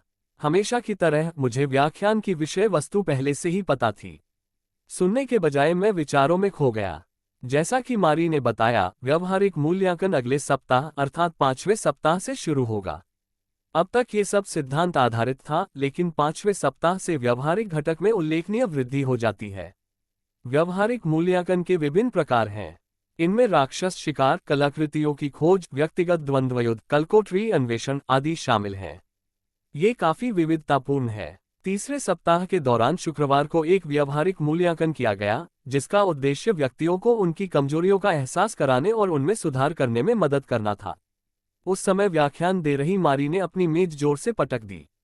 जाहिर है, हर हीरो को अपने व्यक्तिगत कौशल को लगातार विकसित करना होगा। क्या इसलिए क्योंकि आज सोमवार है? लगता है आज आप सब ठीक से ध्यान केंद्रित नहीं कर पा रहे हैं। चलिए हम सब एक पल के लिए स्ट्रेच करते हैं। हाँ, हाथ बढ़ाएं, स्ट्रेच करें। लगभग 30 सेकंड तक ऐसा ही करते रहें। इस बीच मैं एक सवाल पूछूंगा, कौन इसे आजमाना चाहता है? अधिकांश छात्रों ने अपनी नजरें फेर लीं। फिर से मैंने जवाब देने की तैयारी करते हुए अपना गला साफ किया, लेकिन नहीं, मेरे पास तुम्हारे लिए एक प्रश्न है। उसने मेरी जगह नीके को चुना। किसी तरह मुझे वह सब कुछ खोखला सा लगा। मैंने सोचा था कि वह मुझे चुन लेगी। ऐसे विचार करते हुए मैंने मारी की ओर देखा तो पाया कि वह प्रसन्न भाव से मेरी ओर देख रही थी। वह अचानक ऐसा व्यवहार क्यों कर रही है? कुछ शर्मिंदा महसूस करते हुए मैंने अपनी नजरें मारी से हटा ली। ये हफ्ता अपेक्षाकृत आरामदायक है। मुझे कम से कम एक बार मारी के ऑफिस जाना होगा। खैर, विषय पर वापस आते हैं। व्यावहारिक परीक्षा का स्कोर सिद्धांत परीक्षा की तुलना में बहुत अधिक है। मैंने सभी व्यावहारिक परीक्षाओं में महारत हासिल कर ली है, सिवाय एक पर एक लड़ाइयों के, जिनमें युद्ध शक्ति को प्राथमिकता दी जाती है। मेरी लड़ाकू शक्ति भी काफी बढ़ गई है। यह अभी मेरे लिए काफी अच्छा है। और दूसरा सबसे महत्वपूर्ण छिपा हुआ टुकड़ा, अधिकांश प्रथम वर्ष की व्यावहारिक परीक्षाएं हीरो विभाग के भीतर ही आयोजित की जाती है, लेकिन कभी कभी ऐसे मामले भी होते हैं जब हमें बाहर भी जाना पड़ता है। मुझे लगता है कि मैं उस समय के दौरान इसे प्राप्त कर सकता हूँ। मारी का व्याख्यान, हीरो अध्ययन का परिचय की पहली अवधि समाप्त हो गई। लपेटें। मारी ने पाठ्यपुस्तक बंद की और कहा, आज के व्याख्यान के लिए बस इतना ही। ओह, और जिन्होंने अपने क्लब आवेदन पत्र जमा नहीं किए हैं, कृपया जमा कर दे। यदि आप उन्हें इस सप्ताह के अंत तक जमा नहीं करते हैं तो बस ये खत्म। मारी कक्षा से बाहर चली गई। हाँ, वहाँ क्लब थे। एलेनिया अकादमी, जहाँ अधिकांश छात्र किशोरावस्था के मध्य से अंतिम वर्ष में हैं, क्लब गतिविधियों की जोरदार सिफारिश करती है। इसका उद्देश्य अंतहीन प्रतिस्पर्धा के बीच तनाव का प्रबंधन करना है। मुझे ये करना चाहिए। यह मेरी प्राथमिकता नहीं थी, इसलिए मैंने इसके बारे में सोचा भी नहीं था, लेकिन अब मुझे सोचना ही होगा। मेरे साथियों के बीच मेरी प्रतिष्ठा मेरे अकादमी ग्रेड में काफी हद तक परिलक्षित होती है। मेरी छवि में काफी सुधार हुआ है। अब आगे बढ़ने का समय आ गया है। उपक्वेस्ट, कम से कम 2 क्लबों में शामिल हों और सक्रिय रूप से भाग लें। इनाम, दोस्तों, सोने के सिक्के एक खोज भी है। अगर मैं उपखोज पूरी नहीं कर पाया तो कोई बात नहीं, लेकिन इसे न करने का कोई कारण नहीं है क्योंकि इससे 2 गोल्ड सिक्के मिलते हैं। लेकिन मुझे किन क्लबों में शामिल होना चाहिए? मूल रचना में तो कई तरह के क्लब हैं। रणनीति और रणनीति, मार्शल आर्ट, यात्रा, पढ़ना, शिकार, फुटबॉल, यहाँ तक कि स्वादिष्ट रेस्टोरेंट की खोज के लिए एक क्लब भी है। मैंने नोक्टार से पूछा, जो आज हमने जो सीखा उसकी समीक्षा कर रहा था। नोक्टर, क्या आप किसी क्लब में सक्रिय हैं? जाहिर है, मैं शिकार क्लब में हूँ। यह एक शानदार जगह है जहाँ ऑर्क्स, छिपकली और जानवर मुख्य हैं। क्या आपकी रुचि है? वैसे मैं नए क्लब का अध्यक्ष हूँ। हमारे यहाँ कोई मानव सदस्य नहीं है, लेकिन थियो, हर कोई आपका स्वागत करेगा। क्या आप सप्ताह में एक बार मिलते हैं? हाँ, हर सप्ताहांत हम अकादमी से बाहर जाने के लिए 45 सीटों वाली एक गाड़ी किराए पर लेते हैं। यह अकादमी में सभ्य जीवन जीने से दबी हुई सहज प्रवृत्तियों को मुक्त करने के बारे में है। यह एक ऐसा गुण है जो महान योद्धाओं में होना चाहिए। थियो, तुम में एक महान योद्धा के गुण हैं, इसलिए ये तुम्हारे लिए उपयुक्त होना चाहिए। ऐसा नहीं लगता कि शिकार क्लब एक अच्छा विकल्प होगा। किसी क्लब में शामिल होने का मेरा मुख्य उद्देश्य प्रतिष्ठा प्रबंधन है। ऑक्स के बीच मेरी प्रतिष्ठा पहले से ही काफी अच्छी है। ऐसा क्लब जो अपेक्षाकृत कम महत्वपूर्ण हो और जिसमें अधिकतर मानव सदस्य हो, एक अच्छा विकल्प प्रतीत होता है। मुझे किसे चुनना चाहिए? यह एक कठिन निर्णय है। क्या कोई ऐसा क्लब है जिसके पास दूर दूर तक संपर्क हो और जो ये बात फैला सके कि थियो एक अच्छा लड़का है? तभी मैंने आयशा को देखा। सप्ताहांत में मैं नाइट डिपार्टमेंट के पीछे वाले रेस्तरां में गया। वहां का शेफ वाकई बहुत प्रतिभाशाली है। अन्य छात्रों से घिरी आयशा बातचीत के केंद्र में थी। हाँ, वो वही है। अकादमी की आदर्श के रूप में आयशा स्वाभाविक रूप से बहुत ध्यान आकर्षित करती है। इसके अलावा वह लोगों के साथ व्यवहार करने में भी अच्छी है। अकादमी में उनकी प्रतिष्ठा किसी भी अन्य से बेहतर है। मुझे नहीं पता कि आयशा इस रास्ते पर किस क्लब में शामिल हुई। फिर भी वह कम से कम 2 क्लबों से जुड़ी रहेंगी। इस बारे में सोचते हुए आयशा और मेरी नजरें एक दूसरे से मिली। विस्मय अधिबोधक चिन्ह, उद्धरण चिन्ह।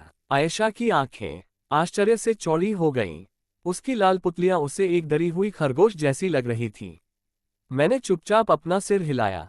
पहले उसके पास जाने से उसे परेशानी हो सकती है। मैं अभी भी बहुत से लोगों को नापसंद हूँ। यदि आयशा उतनी ही बुद्धिमान है जितना मैं सोचता हूँ, तो वह देख लेगी कि मेरे पास कहने के लिए कुछ है और वह सबसे पहले मुझसे संपर्क करेगी। दोपहर का भोजन का समय आ गया। आयशा अपनी सीट से उठी और मेरे पास आए। इस बीच मैंने इशारे से नोक्टार से बात की। आज तुम दोपहर के भोजन के लिए जाओ, नोक्टार। ठीक है, मुझे अपने भाइयों के साथ खाना खाए हुए काफी समय हो गया है। चलो मेरे ओर्क भाइयों। जैसे ही नोक्टार और उसके साथी ओर्क फ्रेशमैन चले गए, आयशा करीब आ गई। किसी कारणवश वह थोड़ी डरी हुई लग रही थी। क्या बात है, थियो? क्या आप किसी क्लब से जुड़े हैं? Bonus #4 dead island. एक बार फिर शुक्रिया। चैप्पी का आनंद लें। अध्याय 23 क्लब 2। आयशा घबरा कर कांपने लगी। वह अचानक क्लबों के बारे में क्यों पूछ रहा है? यद्यपि थियो हाल ही में बदल गया था, लेकिन उसने कभी यह उम्मीद नहीं की थी कि वह क्लबों में रुचि लेगा। आखिरकार वह ड्रैगन और वाइवन के मिलन के विचार का मजाक उड़ाया करते थे। फिर भी उससे सीधे उसके क्लब की गतिविधियों के बारे में पूछने का मतलब शायद ये था कि वह भी उसी क्लब में शामिल होना चाहता था। उसके इरादे बिल्कुल साफ थे। वह अपनी सबसे बड़ी राजनीतिक प्रतिद्वंदी पर नजर रखना चाहता था। इसके अलावा थियो का मध्य नाम लिन था और वह वंशजों की सीधी पंक्ति से संबंधित था। परिवार के कई लोग आयशा की पर्दे के पीछे की गतिविधियों से नाखुश थे। यदि थियो हीरो विभाग से स्नातक करने में सफल हो जाता, तो वह स्वाभाविक रूप से परिवार का मुखिया बन जाता। वह आसान प्रतिद्वंद्वी नहीं है। आयशा के हाथ पर रोंगटे खड़े हो गए। उसने तो ये भी सोचा कि जब वे दोनों पूर्वी जंगल में साथ गए थे तो उसने जो कोमलता से उसकी देखभाल की थी, वह शायद एक नाटक था। क्या वह मुझे सावधान रहने को कह रहा है? लेकिन आयशा भी मूर्ख नहीं थी। वह नायक परिवार की वंशज थी और अपने गुट में असाधारण प्रतिभा की धनी थी। अंततः उसने शांतिपूर्वक अपने विचारों को एकत्रित किया। लेकिन दूसरी ओर, मैं उस पर करीबी नजर भी रख सकता हूँ। संकट अक्सर अवसर प्रस्तुत करता है। जैसा कि कहावत है, ड्रैगन को पकड़ने के लिए उसकी मांद में प्रवेश करें। वह अब थियो को पकड़ने की कोशिश कर रही थी। इसी बात को ध्यान में रखते हुए आयशा ने जवाब दिया, क्लब? बेशक, मैं कुछ क्लबों में हूँ। मैं सामरिक रणनीतियों, मछली पकड़ने और खाने पीने की खोज में शामिल हूँ। कुल मिलाकर 3 क्लब हैं।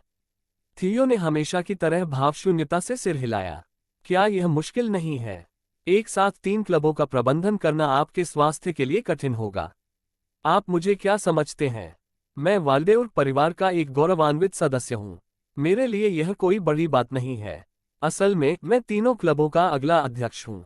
आयशा ने ऐसे शेखी बघारी जैसे कोई बिल्ली का बच्चा बाघ की नकल करने की कोशिश कर रहा हो। थियो की निगाहें तेज हो गईं। तो फिर मुझे आपकी मदद चाहिए, आयशा। मैं उन 3 क्लबों में शामिल होना चाहता हूं जिनसे आप जुड़ी हैं। क्या आप मुझे कुछ बता सकती हैं? चूंकि आप अगली अध्यक्ष हैं, इसलिए यह आसान हो जाएगा। ठीक है, आज कक्षा के बाद रणनीति और रणनीति क्लब की बैठक है। क्या आप उपलब्ध हैं? हाँ, चलो कक्षा के बाद मिलते हैं। धन्यवाद। इसके साथ ही थियो दोपहर का भोजन लेने के लिए कक्षा से बाहर चला गया। आयशा कक्षा में अकेली रही और उसकी पीछे हटती हुई आकृति को तब तक देखती रही जब तक वह गायब नहीं हो गई। फिर उसने उसके गालों पर थप्पड़ मारा। उसकी दयालुता से मूर्ख मत बनो। अपना होश संभालो। शाम 4:30 बजे आज के सभी व्याख्यान समाप्त हो गए। हमेशा की तरह छात्र अपना बैग पैक करते समय शोर मचा रहे थे। कोई मैच खेलना चाहता है? हारने वाला रात का खाना खरीदेगा। ठीक है, मैं कुछ महंगा खाने जा रहा हूँ। ठीक है, जो भी हो, अब अपने बटुए को अलविदा कहो। अरे, आज मैजिक डिपार्टमेंट के कुछ छात्रों के साथ हमारी ब्लाइंड डेट है। क्या तुम शामिल होगे? किसी ने ट्रेनिंग की वजह से रद्द कर दिया है। और सेरिया भी आ रही है। सेरिया, ब्लैक टावर मास्टर की बेटी, वो जिसकी छाती बहुत बड़ी है। हाँ, शुक्रिया दोस्त। लोकेशन कहाँ है? चलो अभी चलते हैं। फिर वे सभी समूह में कक्षा से बाहर चले गए। अपना बैग पैक करते समय मैंने अपने सहपाठियों से अभिवादन किया और एक क्षण के लिए आयशा की ओर देखा। मैं चलता हूँ, आयशा। आज तुम्हारी क्लब मीटिंग है ना? अफसोस की बात है, मैं सच में तुम्हारे साथ इस मिठाई की दुकान पर जाना चाहता था। एक और मौका जरूर आएगा। इसे चखने के बाद मुझे जरूर बताना कि इसका स्वाद कैसा है। जरूर, कल मिलते हैं, आयशा। आयशा और उसकी सहपाठी कक्षा से बाहर चले गए। उसने बहुत पहले ही अपना बैग पैक कर लिया था, लेकिन मेरी तरफ देखा तक नहीं। आयशा उस बेदाग ब्लैकबोर्ड को घूर रही थी जिस पर कुछ भी नहीं लिखा था। ऐसा लग रहा था कि यह कुछ हद तक जानबूझकर किया गया है। वह वास्तव में अपने चरित्र के प्रति वफादार है। उसके चरित्र के अनुसार वह अन्य लोगों की निगाहों के प्रति सचेत रहती है और जब अन्य लोग आसपास होते हैं तो वह मेरे करीब नहीं आती, क्योंकि मेरी छवि अच्छी नहीं है। कितना प्यारा है। वैसे भी ऐसा लग रहा था कि मैं नोकटार और उसके ऑफ दोस्तों को दूर भेजने के बाद ही आयशा से संपर्क कर पाऊंगा। नोकटार, जैसा कि हमने ब्रेक के दौरान चर्चा की थी, हम आज प्रशिक्षण से ब्रेक लेंगे। तुम्हारा उस दोस्त से कुछ लेना देना है जो आगे धनुष का इस्तेमाल कर रहा है। आयशा, है ना? हाँ, मैं उसके साथ क्लब मीटिंग में भाग लेने की योजना बना रहा हूँ। कोई बड़ी बात नहीं, कल मिलते हैं, थियो। चलो भाइयों। जैसे ही नोकटार उठा, बाकी ऑक सहपाठी भी उसके पीछे हो लिए। वे एक डराने वाली आभा बिखेरते हुए नोकटार के पीछे पीछे कक्षा से बाहर चले गए। मुझे ऐसा लगता है कि मैं एक संगठित गिरोह का नेता बन गया हूँ। क्या ऐसा इसलिए है क्योंकि मुझे अकादमी ऑफ कार्टेल का अगला अध्यक्ष चुना गया है? मैं सोच ही रहा था कि आयशा मेरे पास आए। जब मैंने चारों ओर देखा तो कक्षा में केवल मैं और वह ही बचे थे। आयशा मुस्कुराई और बोली, क्या हम अपनी नियमित क्लब मीटिंग में चलें? जरूर। मुझे उम्मीद नहीं थी कि तुम कहोगे कि तुम्हारा दिल जोर जोर से धड़क रहा है, लेकिन क्या तुम कम से कम थोड़ा उत्साहित तो नहीं दिख सकते? तुम बहुत चिड़चिड़े लग रहे हो। आयशा ने मुंह बनाया। मुझे कैसी प्रतिक्रिया देनी चाहिए? क्लब की गतिविधियों में भाग लेने का कारण केवल प्रतिष्ठा प्रबंधन है। फिर भी यदि आयशा रूठ जाती है तो वह मन ही मन नाराज हो सकती है, इसलिए बेहतर होगा कि मैं कुछ उचित बात कहूँ। वाह, मैं उत्साहित हूँ। अच्छा, सामरिक रणनीति क्लब के लिए नियमित बैठक स्थल हीरो विभाग के भीतर स्थित एक बड़ा कैफे था। विशाल आंतरिक भाग में कोई विशेष सजावट या सामान नहीं था और वातावरण काफी निराशाजनक था। क्लब के सदस्यों के अलावा वहां लगभग कोई अन्य ग्राहक नहीं था, जिससे गुप्त सामरिक रणनीतियों को साझा करने के लिए उपयुक्त वातावरण बन गया। आयशा ने मुस्कुराते हुए क्लब के सदस्यों से बात की। सभी को नमस्कार। क्या आप सभी को व्याख्यान अच्छा लगा? आज मैं एक नया सदस्य लेकर आया हूँ। आप सभी उसे जानते हैं, है ना? अपना परिचय दीजिए। थियो। आपसे मिलकर अच्छा लगा। मैं थियो लिन वाल्डेर्क हूँ। हम सब प्रथम वर्ष के छात्र हैं, समझ रहा हूँ। मैं साथ मिलकर काम करने के लिए उत्सुक हूँ। ये क्या है? तुम्हें अपने शौक, अपनी पसंदीदा रणनीतियाँ वगैरह के बारे में बात करनी चाहिए। मैं थियो लिन वाल्डेर्क हूँ, इसका क्या मतलब है?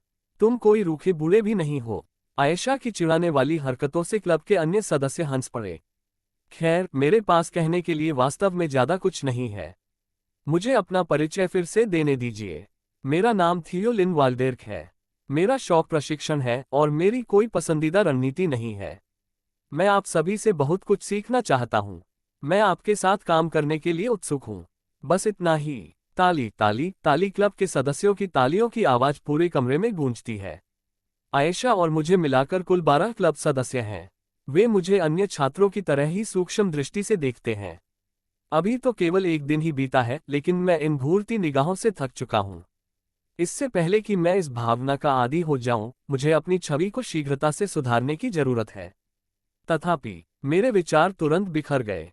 जैसे ही मैंने क्लब के सदस्यों की तरफ देखा, मुझे एक ऐसा व्यक्ति दिखाई दिया जिसे यहां नहीं होना चाहिए था। पूरे ग्रेड में 9वें स्थान पर एंड्रू जैक्सन। मेरी नजरें उस पर टिक गईं। मूल कार्य के प्रत्येक भाग में एंड्रू एक ऐसा पात्र था जो कभी किसी क्लब में शामिल नहीं हुआ। यह उलझन भरा है। जरूर कुछ गड़बड़ है। मेरे सिर में सायरन बज रहा है। ओह! मैंने एक गहरी आह भरी जो मेरे हृदय की गहराई से निकली। मैं इसे रोक नहीं सकता, यहां तक कि अपनी विकृत कुलीन गरिमा के साथ भी। कहानी उस तरह आगे नहीं बढ़ रही है जैसी मूल कृति में थी। हे, तुम सचमुच घबराए हुए लग रहे हो, है ना? आयशा हंसते हुए बोलती है, लेकिन उसके शब्द मेरे कानों तक नहीं पहुंचते। हीरो विभाग से उत्कृष्ट ग्रेड के साथ स्नातक होने की मेरी योजना विकृत हो जाती है। गलती कहाँ हुई? जब मैंने पहला छिपा हुआ टुकड़ा सुरक्षित किया, जब मैंने व्यावहारिक कौशल मूल्यांकन में राल्फ को हराया, जब मैंने आइरीन से बात की। नोक्टार ने एंड्रू को कब हराया? या क्योंकि मैं, जिसे निष्कासित कर दिया जाना चाहिए था, अभी भी जीवित हूं। ओह! मैं आहें भरना बंद नहीं कर सकता। सब लोग कृपया समझें। शायद आपको पता न हो, लेकिन थियो असल में काफी शर्मीला है। लगता है वह थोड़ा घबराया हुआ है क्योंकि यह उसकी पहली नियमित मुलाकात है। आयशा के शब्दों पर मैंने कठोर भाव से सिर हिलाया। आधिकारिक सामरिक रणनीति क्लब की बैठक शुरू हुई। आयशा के बगल में बैठे हुए, मैं केवल मेरे सामने एंड्रू को ही देख सकता हूँ। लगभग 30 मिनट इसी तरह बीत जाते हैं। जो हो गया सो हो गया। मैं इस नई परिस्थिति के साथ तालमेल बिठा लूंगा। पछताना समय और भावनाओं की बर्बादी है। मैं अपने विचारों को शीघ्रता से व्यवस्थित करता हूँ, ठीक उसी तरह जैसे पहले दिन जब मैंने थियो को अपने वश में किया था। सौभाग्यवश क्लब के सदस्यों ने मेरी ओर अधिक ध्यान नहीं दिया और आपस में बातें करते रहे। मुझे लगता है कि यह समझ में आने वाली बात है क्योंकि यह पहली बैठक है। उस समय एंड्रू, जो एक अन्य क्लब सदस्य से बात कर रहा था, ने मेरी ओर देखा और कहा, ठीक है, तो मैं थियो से उसकी राय पूछता हूँ। थियो, यदि तुम्हारा सामना किसी ऐसे जादूगर से हो जिसकी मुख्य शक्ति मन का जादू है, तो तुम कौन सी रणनीति और रणनीतियां अपनाओगे? एंड्रू की निगाहें तेज थीं। वह सब कुछ जानता है। मैंने नोक्टार को सिखाया है कि उसका सामना कैसे करना है। इससे कोई फर्क नहीं पड़ता। हारने वाला तो वैसे भी गलती करने वाला ही है। यदि वह पहले से ही जानता है तो उससे सीधे बात करना बेहतर होगा। अगर मुझे ऐसे किसी जादूगर का सामना करना पड़े तो ये सचमुच स्थिति पर निर्भर करेगा। मुझे अपने उपकरणों, जिस इलाके में हम लड़ रहे हैं, और जादूगर की दक्षता और जादू में महारत के स्तर पर विचार करना होगा। क्या आप कुछ अतिरिक्त शर्तें रखना चाहेंगे? मैं उनके आधार पर रणनीतियां और रणनीति बना सकता हूं। मेरा जवाब सुनकर क्लब के अन्य सदस्यों की आंखें चौड़ी हो गईं और वे तरह तरह के सवाल पूछने लगे, मानो वे इसी पल का इंतजार कर रहे थे। मैंने संवेदनशील हिस्सों को छोड़कर बाकी सभी सवालों के जवाब दे दिए। नियमित मुलाकात के बाद मेरे प्रति उनका नजरिया काफी सुधर गया था। इसके बाद मैं क्लब के सदस्यों के साथ शोरगुल भरे रात्रि भोज के बाद छात्रावास में लौट आया। मैंने तुरंत स्नान किया और अपने बिस्तर पर लेट गया। आह, मेरा शरीर अभी भी ठीक नहीं लग रहा है। मुझे आराम करना चाहिए और कल भी आज की तरह देर से उठना चाहिए। नोक्टा से प्राप्त पारंपरिक आदिवासी अमृत को पानी में मिलाकर पीने के बाद मैं तुरंत सो गया। आखिरी बोनस, ये टाइबेरियम की बदौलत है। शुक्रिया। उम्मीद है आप सभी का वीकेंड अच्छा रहा होगा। चैप्पी का आनंद लें। अध्याय 24, क्लब 3 दिन बाद, गुरुवार शाम 4:30 बजे। सभी कक्षाएं समाप्त हो चुकी थीं। आज मेरे दूसरे क्लब फूडी एक्सप्लोरेशन की नियमित बैठक थी। आयशा ने मेरी ओर देखा और पहले चली गई। जाहिर है वह नहीं चाहती थी कि कोई और हमें साथ जाते हुए देखे। उसके इशारे पर मैंने वहां से निकलने से पहले लगभग 5 मिनट इंतजार किया। किसी बाहरी व्यक्ति को यह एक गुप्त रोमांस लग सकता है। मैंने नोक्टार से बातचीत करते हुए अपना बैग पैक किया। क्या तुम अपना ख्याल रख रहे हो, थियो? अगर तुम प्रशिक्षण नहीं भी लेते तो भी नियमित रूप से अमृत लेना सुनिश्चित करो। अगर तुम इसे सोने से 1 घंटा पहले लेते हो तो ये सबसे ज्यादा प्रभावी होता है। हाँ, मैं इन्हें हर रात सोने से पहले लेता हूँ, लेकिन मुझे अभी तक कोई असर नजर नहीं आया है और इनका स्वाद भी अच्छा नहीं है। मुझे नतीजे कब दिखने की उम्मीद करनी चाहिए? हम थियो, तुम्हारे जैसे व्यक्ति के लिए 1 महीने के भीतर ही असर दिखना चाहिए। हमारे पूर्वज जो युद्ध देवता के पक्ष में गए थे, उन्होंने स्वयं इसे सिद्ध किया है। ठीक है, मैं इसे ध्यान में रखूंगा। बहुत बढ़िया, हिम्मत रखो। मैं आगे बढ़ूंगा। कल मिलते हैं। इन शब्दों के साथ नोक्टार और ऑक्स कक्षा से बाहर चले गए। जैसे ही मैं जाने वाला था, अरु तुम पेल मेरे पास आया। क्या चल रहा है? आप हाल ही में प्रशिक्षण मैदान में क्यों नहीं आ रहे हैं? तभी पील ने अजीब तरह से खांसी शर्मिंदगी से भरी। मुझे पिछले सप्ताह पील से कहे गए अपने शब्द याद आ गए, जिनमें मैंने उनसे अपने संघर्षों पर काबू पाने और निराशा का जिक्र न करने का आग्रह किया था। ये देखते हुए कि वह मुझसे दोबारा बात कर रही है, उसने इसे अच्छी तरह से लिया होगा। मैंने अपनी खराब शारीरिक स्थिति का जिक्र न करने का निर्णय लिया। मैं इन दिनों क्लब की गतिविधियों में व्यस्त हूँ। सचमुच? कौन सा क्लब? पेल ने आश्चर्य से अपनी आंखें चौड़ी कर लीं। Foodie exploration. आज मेरी नियमित मीटिंग है, इसलिए मैं जा रहा हूँ। ये कहकर मैं कक्षा से बाहर चला गया। आयशा, जो दूर से झांक रही थी, ने तुरंत अपनी नजरें हटा लीं। उसके पास जाकर मैंने पूछा, आप क्या कर रहे हो? खैर, चूंकि आप इतनी देर कर रहे थे तो मुझे लगा कि कुछ हुआ होगा। वास्तव में? बिल्कुल। खैर, आपको इतनी देर क्यों लगी? भले ही मैं अगला क्लब अध्यक्ष हूँ। हमें देर हो जाएगी। सौभाग्य से मैंने हमारी बुकिंग थोड़ी देर से बुक की थी। आयशा कुछ ज्यादा ही घबराई हुई लग रही थी। मेरा मन कर रहा था कि उसे चिढ़ाऊं, लेकिन इससे वो और परेशान हो जाती। मैंने आयशा के साथ कदम मिलाते हुए कहा, इसके पीछे एक कारण था। खैर, मेरा एक सवाल है। यह क्या है? आप फूडी एक्सप्लोरेशन मीटिंग गुरुवार को क्यों करते हैं? क्या शुक्रवार बेहतर नहीं होगा? बेशक क्लब के सभी सदस्य नाबालिग हैं, इसलिए वे शराब नहीं पीते होंगे, लेकिन शुक्रवार को क्यों नहीं? क्या सप्ताह के अंत में स्वादिष्ट भोजन का आनंद लेना बेहतर नहीं होगा? आयशा ने गंभीर भाव से कहा। शुक्रवार को तो बिल्कुल नहीं। शुक्रवार को हर जगह भीड़ होती है। फूडी एक्सप्लोरेशन क्लब का क्या उद्देश्य है? बेहतरीन रेस्टोरेंट में अच्छे खाने का स्वाद लेना। मुझे शोरगुल वाले माहौल में खाना पसंद नहीं है। अच्छा, ऐसा है। आयशा एक ऐसी पात्र है जो दोपहर के भोजन में महंगे लंच बॉक्स का आनंद लेती है और रात के भोजन में रेस्तरां में खाना खाती है। उसे एक पेटू माना जा सकता है, लेकिन वह एमी की तरह सच्ची खाद्य पारखी नहीं है। एमी को स्वादिष्ट भोजन पसंद है, जबकि आयशा अपने आत्मसम्मान के लिए अधिक खाना पसंद करती है।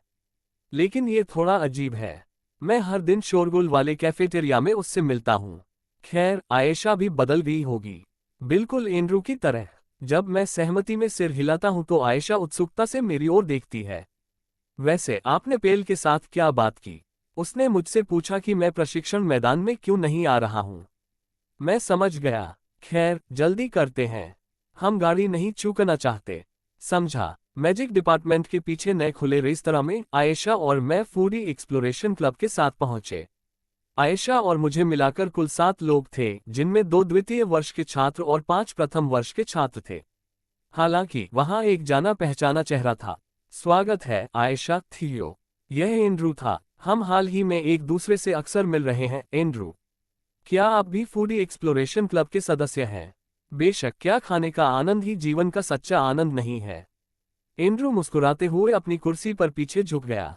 मैं उनसे सहमत हुए बिना नहीं रह सका। रोमांटिक रिश्ता होना मेरे लिए एक विलासिता जैसा लगता था। थियो के शरीर में प्रवेश करने से पहले मेरे जीवन के सुखों में काइरेन ज़ेना क्रॉनिकल्स खेलना और स्वादिष्ट भोजन का आनंद लेना शामिल था। यही सब कुछ था। इसी कारण से मैं अब सचमुच उत्साहित हूँ।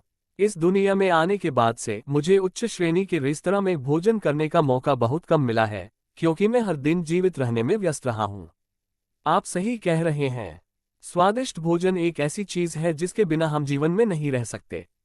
आयशा हंसी और सहमत हो गई। तो थियो, बैठने से पहले आइए हम अपना परिचय दें। सब लोग, हमारा नया सदस्य थियो है। आप सब उसे जानते हैं, है ना? क्लब के सदस्यों ने रेस्तरां के शांत वातावरण को प्रतिबिंबित करते हुए धीरे से अपना सिर हिलाया। हालांकि मेरे मन में एक सवाल आया। इससे पहले एंड्रू, आपने क्लब की गतिविधियों में कब भाग लेना शुरू किया? आयशा जैसे किसी व्यक्ति का 3 क्लबों में होना असामान्य है, क्योंकि ज्यादातर लोग सिर्फ 1 या 2 क्लबों में ही होते हैं। स्वाभाविक रूप से ओवरलैप इन क्लब दुर्लभ हैं। इसके अलावा मूल कहानी में एंड्रू कभी किसी क्लब में शामिल नहीं हुआ था। कहानी भले ही बदल गई हो, फिर भी यह अजीब है। आयशा ने उसकी ओर से उत्तर दिया। एंड्रू भी आपकी तरह इस सप्ताह शामिल हुआ, थियो। वह टैक्टिकल स्ट्रैटेजीज क्लब में भी शामिल हुआ। टैक्टिकल स्ट्रैटेजीज क्लब की बैठक के दौरान एंड्रू ने कभी भी यह उल्लेख नहीं किया कि वह एक नवागंतुक था। उन्होंने चर्चाओं में सक्रिय रूप से भाग लिया, इसलिए मैंने मान लिया कि वे मौजूदा सदस्य होंगे। अचानक मुझे लगा कि मेरे साथ अन्याय हुआ है। मैंने अपना परिचय उन बच्चों से अजीब तरीके से कराया जो मुझसे कम से कम 1 दशक छोटे थे। एंड्रू, आपने टैक्टिकल स्ट्रैटेजीज क्लब की बैठक के दौरान अपना परिचय क्यों नहीं दिया? थियो, मैंने ये तुम्हारे आने से पहले ही कर दिया था। तुम इस बार भी देर से आए थे, और पिछली बार भी। एंड्रू ने लापरवाही से जवाब दिया। ये सच था, लेकिन मुझे ये पसंद नहीं आया कि उन्होंने मेरा परिचय इस तरह सहजता से स्वीकार कर लिया जैसे कि वे कोई नियमित सदस्य हों। मैंने उनसे सीधे तौर पर बात की। हमें एक साथ अपना परिचय देना चाहिए था, एंड्रू। मुझे तुम्हारे शौक नहीं पता और न ही यह कि तुम इस क्लब में क्यों शामिल हुए। मैं तुम्हारे बारे में कुछ नहीं जानता। मैं नहीं चाहता। एंड्रू ने मेरे प्रस्ताव को सिरे से ठुकरा दिया। मैंने अपना सिर घुमाकर आयशा की तरफ देखा। क्या ये सही है, आयशा? ओह, ठीक है। मेरा सवाल सुनकर आयशा हकलाने लगी। एंड्रू, थियो के साथ मिलकर अपना परिचय देने के बारे में क्या ख्याल है? उसे और मुझे नहीं पता कि तुम इस क्लब में क्यों शामिल हुए। एंड्रू ने अपना मुंह बंद रखा। आयशा बोलती रही। हम जानना चाहते हैं कि आप कौन हैं, एंड्रू। पिछले शुक्रवार को हम आपका परिचय ठीक से नहीं सुन पाए थे। ये कहते हुए वह मुस्कुराए। अंततः एंड्रू अनिच्छा से खड़ा हुआ और अपना परिचय दिया। ठीक है, मेरा नाम एंड्रू जैक्सन है। जादू और सामरिक रणनीति अनुसंधान मेरे शौक हैं और इस क्लब में शामिल होने का कारण है। जब एंड्रयू ने अपना परिचय समाप्त किया तो मैं सचमुच मुस्कुराया। तुम बदमाश, तुम्हें अधिक विनम्र होना चाहिए था। मेरे परिचय के बाद हमने मैत्रीपूर्ण माहौल में भोजन का आनंद लिया। चूंकि यह एक कोर्स भोजन था, इसलिए इसे खाने में काफी समय लगा। जब हम बाहर निकले तो शाम हो चुकी थी। हमने क्लब के सदस्यों को अलविदा कहा और गाड़ी स्टॉप की ओर चल पड़े। ओह, काफी समय बाद पहली बार संतोषजनक भोजन पाकर मुझे अच्छा महसूस हुआ। अंधेरा आकाश सुंदर लग रहा था। जब मैं दृश्य का आनंद ले रहा था, आयशा ने मुझसे बात की। कल लंबे समय से प्रतीक्षित ढोल की थाप है, कृपया। Fishing club. प्रत्यक्ष वंशज होने के नाते आपको पता ही होगा, है ना?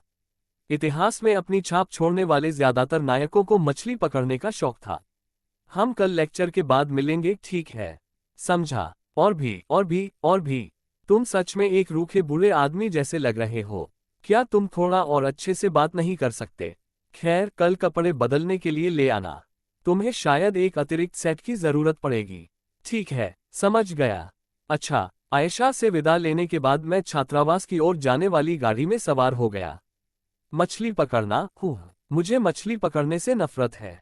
यह मेरे चाचा की वजह से है। एक दुखद दुर्घटना के कारण मैंने अपने माता पिता को खो दिया और मुझे विभिन्न रिश्तेदारों के साथ रहना पड़ा। उनमें से मैं अपने चाचा के घर पर सबसे लंबे समय तक रहा। मेरे चाचा को मछली पकड़ने का बहुत शौक था। ये शौक से कहीं अधिक था, वह एक सच्चे मछुआरे थे। जब मैं उसके बारे में सोचता हूं तो सबसे पहले मेरे दिमाग में समुद्री पानी की तीखी गंध आती है। उसमें हमेशा एक ऐसी अप्रिय गंध रहती थी जो धुलने का नाम नहीं लेती थी। मेरे पास उनके बारे में एकमात्र अच्छी याद तब की है जब उन्होंने समुद्री ब्रीम मछली पकड़ी थी और उसे साशिमी के रूप में तैयार किया था। यह मछली पकड़ने के बारे में नहीं है, ये जीवन पकड़ने के बारे में है। हर सप्ताहांत बिना चूके मेरे चाचा समुद्र की ओर चले जाते थे। क्या तुम्हें लगता है मैं झूठ बोल रहा हूं? ये सच है। अगर तुम अनुभवी मछुआरे हो तो तुम मछली का मन पढ़ सकते हो। फिर भी वह अपनी पत्नी के टूटते दिल को नहीं पढ़ सका। उनका मुख्य ध्यान समुद्र में मछली पकड़ने पर था, जिसमें परिवहन लागत, चारा खर्च और नाव किराए की फीस शामिल थी। यह मेरे चाचा के लिए एक बड़ा बोझ था, जो कि बहुत अमीर नहीं थे, लेकिन वे मछली पकड़ना नहीं छोड़ सकते थे। आखिर इस बेकार आदमी को मछली पकड़ने का इतना शौक क्यों है? समय बर्बाद करने के बजाय बाहर जाकर कुछ पैसे कमाओ। ये सब तो सामाजिक जीवन का हिस्सा है। बेवकूफ औरत, अपने पति पर इस तरह चिल्लाने की तुम्हारी हिम्मत कैसे हुई? उफ, अब और बर्दाश्त नहीं होता। मैंने पिछले जन्म में क्या किया था कि मुझे ऐसा पति मिला? हमारे बच्चे की परवरिश भी ठीक से नहीं हो रही है और मुझे एक ऐसे बच्चे को खाना खिलाना पड़ रहा है जिसका खून का रिश्ता नहीं है। जैसे ही मैं 20 साल का हुआ, मैंने वह घर छोड़ दिया। मेरे पास जाने के लिए और कोई जगह नहीं थी। इतना समय बीत जाने के बाद भी मेरे चाचा और चाची की बहस की आवाज अभी भी मेरे कानों में स्पष्ट रूप से गूंजती है। ओह, मेरी थकी हुई आह खाली गाड़ी में खोखली सी गूंज रही थी। मैं और अध्याय प्रकाशित करने से पहले सब कुछ सभी उपन्यासों के लिए पुनः संपादित करने की कोशिश कर रहा था, लेकिन मैंने कम करके आंका कि इसमें कितना समय लगता है। खैर, ये रहा एक चौथाई। पुनः संपादन में थोड़ा और समय लगेगा। कितना समय पता नहीं, सोमवार से पहले ठीक रहेगा। चैप्पी का आनंद लें। अध्याय 25, क्लब 4। अगले दिन शुक्रवार। उफ, मैं आलस से बिस्तर से उठा और अपने शरीर को खींचा। मेरी पूरी हालत लगभग 80% ठीक हो गई थी। अच्छा, नहा धोकर मैं अपने कमरे से बाहर निकली। हमेशा की तरह एमी सीधी खड़ी मेरा इंतजार कर रही थी। ये रहे आपके द्वारा मांगे गए पुराने कपड़े, युवा स्वामी। मैंने इन्हें आपके कहे अनुसार तैयार कर लिया है, लेकिन क्या मैं पूछ सकता हूं कि आप इन्हें कहाँ पहनेंगे? क्लब की गतिविधियों के लिए। मैं शायद आज रात देर से लौटूंगा, इसलिए मेरे बिना ही खाना खा लेना। समझा। मैंने एमी से कपड़े स्वीकार कर लिए और स्कूल की ओर चल पड़ा। हालांकि जर्ज कपड़ों के मामले में, वे सामग्री के मामले में जर्ज से कोसों दूर थे। शायद यह वैसा ही है जैसे धनी लोग शानदार टी शर्ट को पजामा की तरह पहनते हैं। यहां तक कि जब बात शैली की आती है तो वह विशेषता अभी भी प्रभावी है। व्याख्यान कक्ष में पहुंचकर मैंने नोकतार के बगल में अपनी सीट ली। समय हमेशा की तरह बीतता गया। मैंने सुबह के व्याख्यान सुने, नोकतार के साथ दोपहर का भोजन किया और फिर दोपहर के व्याख्यान सुने। इस विषय को याद कर लो क्योंकि यह मध्यावधि परीक्षा में आएगा। अब तक मैं प्रोफेसर की भाषणबाजी की आदी हो चुकी थी। वो इतनी नींद लाने वाली थी मानो कोई लोरी हो। आजकल प्रोफेसर व्याख्यान के दौरान अचानक प्रश्न नहीं पूछते, जिससे जागते रहना और भी कठिन हो गया है। प्रश्नों की कमी थोड़ी अजीब लगी। आज मैंने मछली पकड़ने वाले क्लब की गतिविधियां की। ठीक है सब लोग, आपका सप्ताहांत मंगलमय हो। अगले हफ्ते मिलते हैं। अगले हफ्ते से व्यवहारिक मूल्यांकन शुरू हो जाएंगे, इसलिए अपना ध्यान रखना। जब सारे लेक्चर खत्म हो गए तो प्रोफेसर चले गए। छात्रों ने जल्दी जल्दी अपने बैग पैक किए। कल की तरह लेक्चर हॉल से बाहर निकलने से पहले आयशा ने मेरी ओर एक नजर डाली। अचानक मुझे लगा कि कुछ गड़बड़ है। 2 सप्ताह पहले शुक्रवार को जब मैं अपना पहला छिपा हुआ टुकड़ा लेने पूर्वी जंगल में गया था, तो आयशा मेरे पीछे पीछे आ गई। आयशा अगली क्लब अध्यक्ष हैं। स्वाभाविक रूप से वह पहले सेमेस्टर से ही सक्रिय रही होंगी। क्या उसके लिए सप्ताह में एक बार होने वाली नियमित बैठक में शामिल न होना ठीक है? खैर, मुझे यकीन है कि उसने कुछ पता लगा लिया है। मैंने भी अपनी शंकाएं दूर कर ली और कक्षा से बाहर निकल गया। कदम दर कदम आयशा और मैं हीरो विभाग के सामने वाले गेट तक पहुंचे। कल बाहर बहुत से लोग थे, इसलिए मैंने हमारे बीच 5 कदम की दूरी बनाए रखी। लेकिन आज, चूंकि यह सप्ताह का आखिरी दिन था, इसलिए आसपास कम लोग थे। अपनी निगाहें सीधे सामने टिकाए आयशा मुझसे बोली, हम अकादमी के पश्चिम की ओर स्थित जलाशय तक गाड़ी से जाएंगे। वहां शुरुआती लोगों के लिए उपकरण उपलब्ध हैं। और हाँ, क्या आप कपड़े बदलने के लिए लाए हैं? हाँ, ये सही है। बस हाँ कह दो। दूसरा तरीका अजीब लगता है। ठीक है। हम एक दूसरे से लगभग 3 कदम की दूरी बनाए रखते हुए हीरो विभाग के मुख्य द्वार के सामने वाले स्टॉप पर पहुंचे। मैंने 2 परिचित चेहरे देखे। अधिकतम। और क्या आप भी मछली पकड़ने वाले क्लब के सदस्य हैं? हाँ, ये सही है। यह एंड्रू था। वो एंड्रू था। जरा सा भी दिमाग वाला कोई भी अब तक जान गया होगा। एंड्रू को आयशा में रुचि थी। एक 16 साल के लड़के का प्यार जो अपनी पसंद की लड़की के साथ संबंध बनाना चाहता है। यह एक ऐसा दृश्य है जो मैंने रचनात्मक कार्यों में अक्सर देखा है। लेकिन क्या वहां कोई ऐसी स्थिति थी जहां एंड्रू को आयशा पसंद आए? मूल रचना में एंड्रू एक सच्चा आत्ममुग्ध व्यक्ति है जिसे स्त्री द्वेष है। कहीं भी किसी भी मार्ग में उसे आयशा सहित किसी को भी पसंद करते हुए नहीं दिखाया गया है। निश्चित रूप से कहानी बदल गई है। मैंने चुपचाप एंड्रू को अपनी संवेदनाएं भेजी। आयशा चालाक, समझदार और बुद्धिमान है। वह एक ऐसी लड़की है जो जानती है कि वह सुंदर है। एंड्रू को चाहे कितना भी बड़ा जादूगर क्यों न कहा जाए, मानवीय रिश्तों के मामले में वह भोला है। मूल कृति में उन्हें सूक्ष्म रूप से बहिष्कृत किया गया था। इसके अलावा जो लोग खुद को बुद्धिमान समझते हैं, क्या वे प्यार में पड़ने पर और भी अधिक मूर्ख नहीं बन जाते? एक तरफा प्यार। धीरज रखो एंड्रू। यह इतना स्पष्ट है कि यह काम नहीं करेगा कि मैं सहानुभूति महसूस करने से खुद को रोक न पाऊं। मैंने सच्चे मन से एंड्रू की जय जयकार की। हाल ही में एंड्रू का मूड बहुत ज्यादा बदल रहा था। उसे तो यहां तक शक था कि उसे बाइपोलर डिसऑर्डर हो सकता है। इसका कारण थियो लिन वाल्डेउर्क और आयशा वाल्डेउर्क थे। दोनों वाल्डेउर्क परिवार से थे और उसके सहपाठी थे। आयशा। एंड्रू को आयशा से प्यार हो गया था। बेशक आयशा अकादमी की आदर्श थी। अनगिनत लड़के उसकी कोमल मुस्कान के दीवाने थे। एंड्रू जानता था कि आयशा ज्यादातर लोगों को अपनी सौम्य मुस्कान देती है। उसने स्पष्ट रूप से अनुमान लगाया कि उसने जो मुस्कुराहट उसे दी थी वह अन्य लोगों को दी गई मुस्कुराहट से भिन्न नहीं थी। हालांकि इससे कोई फर्क नहीं पड़ा। जब उसने आयशा की कोमल मुस्कान देखी तो वह पल बेहद आनंददायक थे। अपनी मछली पकड़ने वाली छड़ी को ढीला पकड़ते हुए एंड्रू ने पिछले शुक्रवार की रात को याद किया। उस समय वह शापित ओर्क से पराजित हो चुका था और आत्मघृणा और असहायता की भावनाओं से मरना चाहता था। लेकिन आयशा ने उस पर दयालुता से मुस्कुराते हुए कहा, क्या आप व्यावहारिक मूल्यांकन के बाद आराम करने के लिए मेरे कमरे में एक छोटे से मिलन समारोह में शामिल होना चाहेंगे? मैं अभी वास्तव में मूड में नहीं हूं। एंड्रू, मैं भी उस दौर से गुजरा हूं। और मुझे एक बात समझ आए, अकेले तकलीफ सहने से किसी के साथ रहना कहीं बेहतर है। तुम एक अनमोल इंसान हो। और उसकी देखभाल के कारण वह 1 घंटे से भी कम समय में अपनी सामान्य अवस्था में लौट आया। उसी क्षण से वह उसके प्रति आकर्षित हो गया। ऐसा कहा जाता है कि पुरुष अपने जीवन में कम से कम एक बार असंभव लगने वाले प्यार के लिए अपना सब कुछ त्याग देते हैं। ये कथन इस समय उनके दिल पर बिल्कुल सटीक बैठता है। और एंड्रू को पूरा विश्वास था कि वह अकेले ही आयशा का मुस्कुराता हुआ चेहरा अपनी ओर मोड़ सकता है। सबसे पहले मैं उससे अधिक बार मिलना शुरू करूंगा। इसलिए वह 3 ऐसे क्लबों में शामिल हो गए जिनके बारे में उन्होंने कभी नहीं सोचा था कि वह उनका हिस्सा बनेंगे। लेकिन उसने यह उम्मीद नहीं की थी कि थियो इतना परेशान करने वाला होगा। हमेशा सौम्य मुस्कान रखने वाली आयशा ने उस लड़के के सामने तरह तरह के भाव दिखाए। ईर्ष्या के स्थान पर वह उलझन में था। उस आदमी की तुलना में मुझमें क्या कमी है? वाल्डेउर्क परिवार ने उसे नहीं डराया। यद्यपि अब वह एक आम आदमी था, लेकिन भविष्य में उसका एक उत्कृष्ट नायक बनना तय था। एक उत्कृष्ट नायक का दर्जा अधिकांश कुलीनों से अधिक होता है। इस बात को ध्यान में रखते हुए उसे उसके साथ प्रेम प्रसन्न करने में कोई शर्म महसूस नहीं होगी। हालांकि पिछले सप्ताह वह थोड़ा पिछड़ गया था, फिर भी वह अपनी कक्षा में 9वें स्थान पर था। जब एंड्रू इन विचारों पर विचार कर रहा था, उसने थियो की ओर देखा। वह इसमें इतना अच्छा क्यों है?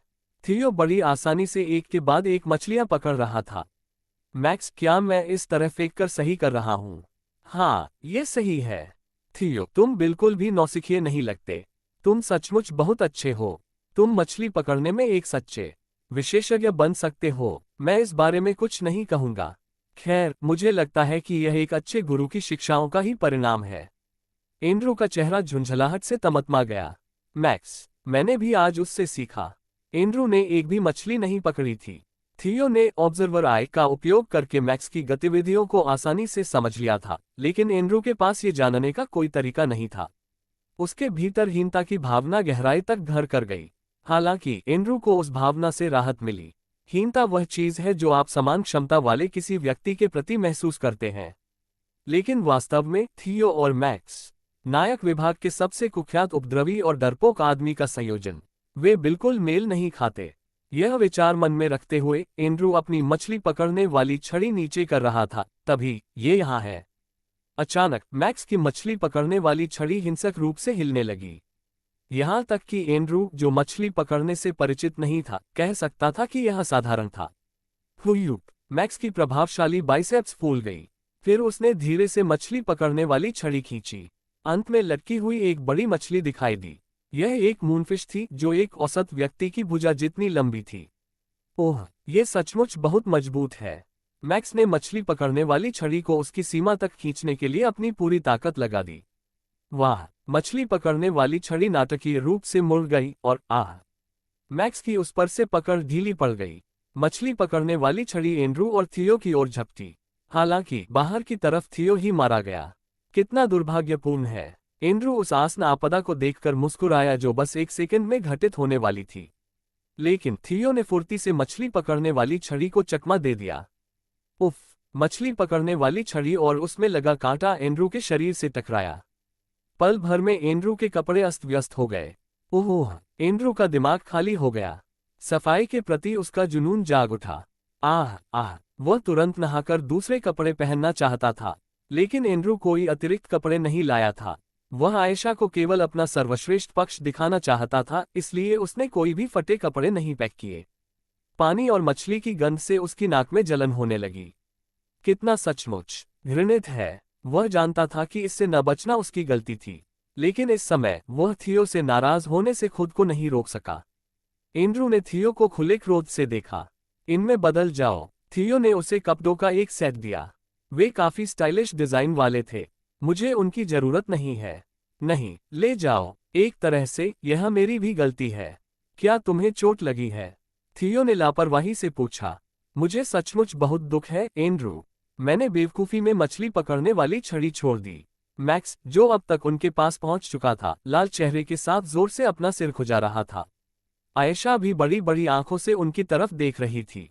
एंड्रू ने सिर झुकाकर अपनी हार मान ली। लगातार झगड़ों के बावजूद थियो ने उस पर दया दिखाई थी। वह पूरी तरह से पराजित हो गया। फिर भी थियो उदासीन दिखाई दिया, मानो यह एक स्वाभाविक घटना थी। मेरे हाथ में दर्द है। धन्यवाद थियो। एंड्रू ने नए कपड़े स्वीकार किए और मन ही मन सोचा, ठीक है, मैं मानता हूँ थियो। तुम पिछले 16 सालों में मेरे पहले सच्चे प्रतिद्वंद्वी हो। 2/4, 2 और +3 बोनस चैप्स मिले। चैप्पी का आनंद लें। अध्याय 26 फिर से तुम्हारे पास वापस 2 दिन बाद, रविवार को। आह! अब मैं बेहतर महसूस कर रहा हूँ। ऐसा लग रहा था कि मेरा शरीर पूरी तरह से ठीक हो गया है। कल की ट्रेनिंग की थकान मुझे अभी भी महसूस हो रही थी, लेकिन इस समय मैं खुद को पूरी तरह स्वस्थ मान रहा हूँ। और एक महत्वपूर्ण लाभ हुआ। मेरी पहले से हताश दृढ़ता आंकड़ा बढ़कर 4 हो गया था। मुझे लगता है कि कल का प्रशिक्षण, हालांकि अभी भी ओवरलोड के दुष्प्रभावों से ग्रस्त है, निर्णायक कारक था। महान 4 की दृढ़ता के साथ मैं अब एक औसत व्यक्ति होने की सीमा तक पहुंच गया था। मेरी ताकत और सहनशक्ति 7 पर बनी रही, लेकिन लगातार प्रशिक्षण और पोषण पर ध्यान देने से वे जल्द ही बढ़ जाएंगी। यदि मैं छिपे हुए टुकड़ों को इकट्ठा करना जारी रखूं और कम से कम एक और उपयोगी विशेषता हासिल कर लूं, तो मैं स्नातक होने में सक्षम हो जाऊंगा। हालांकि उत्कृष्ट ग्रेड के साथ स्नातक होना कठिन लगता है। मैंने राल्फ को हराया, जो 37वें स्थान पर था, लेकिन ये सिर्फ इसलिए हुआ क्योंकि मेरी रणनीति पूरी तरह से कारगर रही। मैं काफी भाग्यशाली भी रहा। मुझे अपने कौशल को निरंतर निखारना होगा। चलो, नहा धोकर तुरंत ट्रेनिंग ग्राउंड चलते हैं। कल से प्रैक्टिकल परीक्षाएं शुरू हो रही हैं, इसलिए मुझे ज्यादा मेहनत नहीं करनी चाहिए। एमी द्वारा मेरे लिए तैयार किया गया उच्च प्रोटीन वाला भोजन खाते समय मैंने ये सोचा, ओह, मुझे प्रोफेसर मारी के दफ्तर भी जाना चाहिए था। मैं बहुत व्यस्त था, इसलिए बार बार भूल जाता था। मूल कार्य में, मारी एक काम में डूबी हुई महिला थी जो सुबह 8 बजे तक अपने कार्यालय में पहुंच जाती थी। मुझे कल सुबह उससे मिलने जाना चाहिए। हो सकता है कुछ अप्रत्याशित लाभ हो। हीरो विभाग का प्रशिक्षण मैदान रविवार को बंद रहता है। स्नान करने के बाद मैं तुरंत तीसरे प्रशिक्षण मैदान की ओर चल पड़ा। पहले मैं तलवारबाजी का अभ्यास करूंगा, फिर शारीरिक प्रशिक्षण। तीसरे प्रशिक्षण मैदान पर पहुंचने पर मैंने तुरंत तलवारबाजी प्रशिक्षण क्षेत्र का दरवाजा खोल दिया। चरमराहट। शायद रविवार होने के कारण तलवारबाजी प्रशिक्षण क्षेत्र में सिर्फ एक ही व्यक्ति था।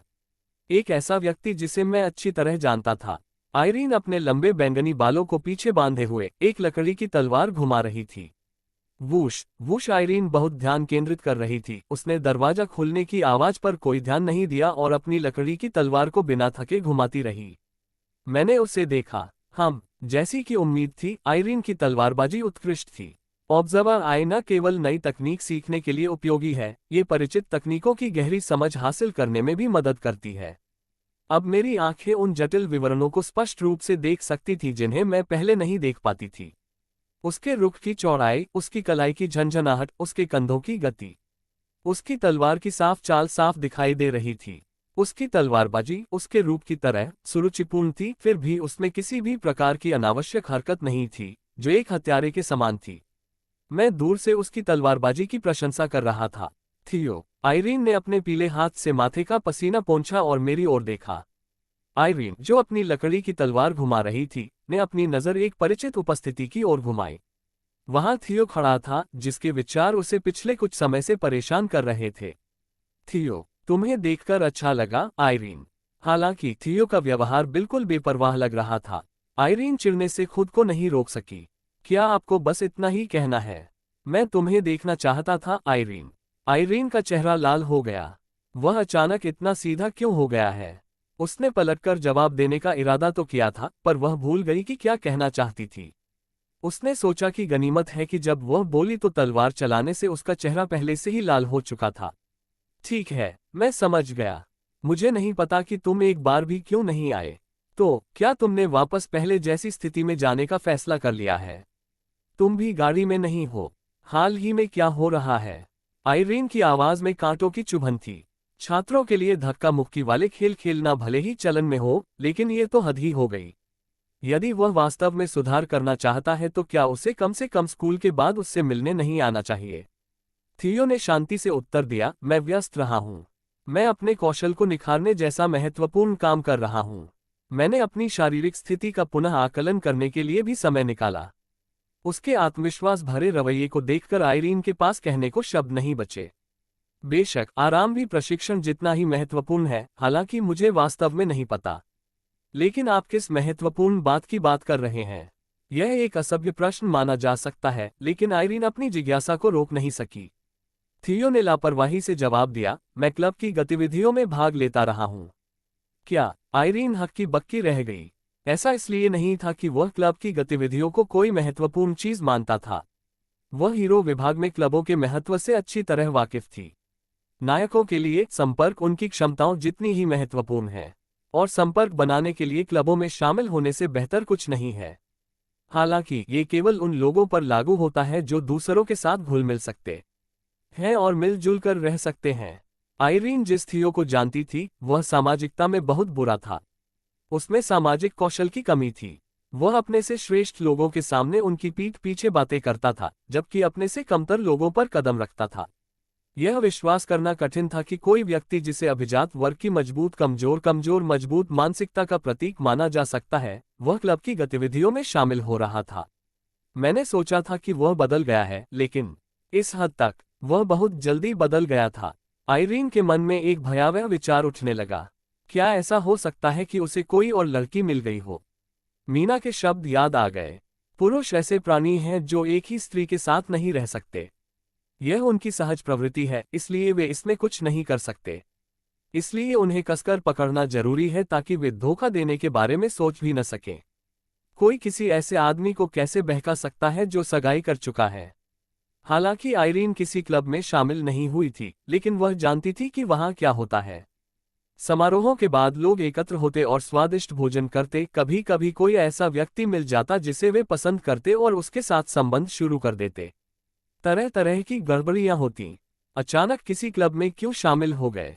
आइरीन ने थियो को संदिग्ध भाव से देखा। अपनी प्रतिष्ठा का प्रबंधन करने के लिए। उनका जवाब तुरंत आया, लेकिन आइरीन का संदेह खत्म नहीं हुआ। वास्तव में? हाँ। क्या ये वास्तव में प्रतिष्ठा प्रबंधन के लिए है? हाँ, बिना किसी हिचकिचाहट के जवाब आया। आइरीन को आश्चर्य हुआ कि क्या थियो नाटक कर रहा है। मेरी आंखों में देखो और बताओ, क्या ये सच है? थियो चुपचाप उसे घूरता रहा। आइरीन का दिल बैठ गया। मुझे मत बताओ, तुम सचमुच किसी और औरत से मिले हो, ये सच है? आइरीन, क्या मैं तुमसे झूठ बोलूंगा? उसके शब्दों पर आइरीन ने गौर से थियो की आंखों में देखा।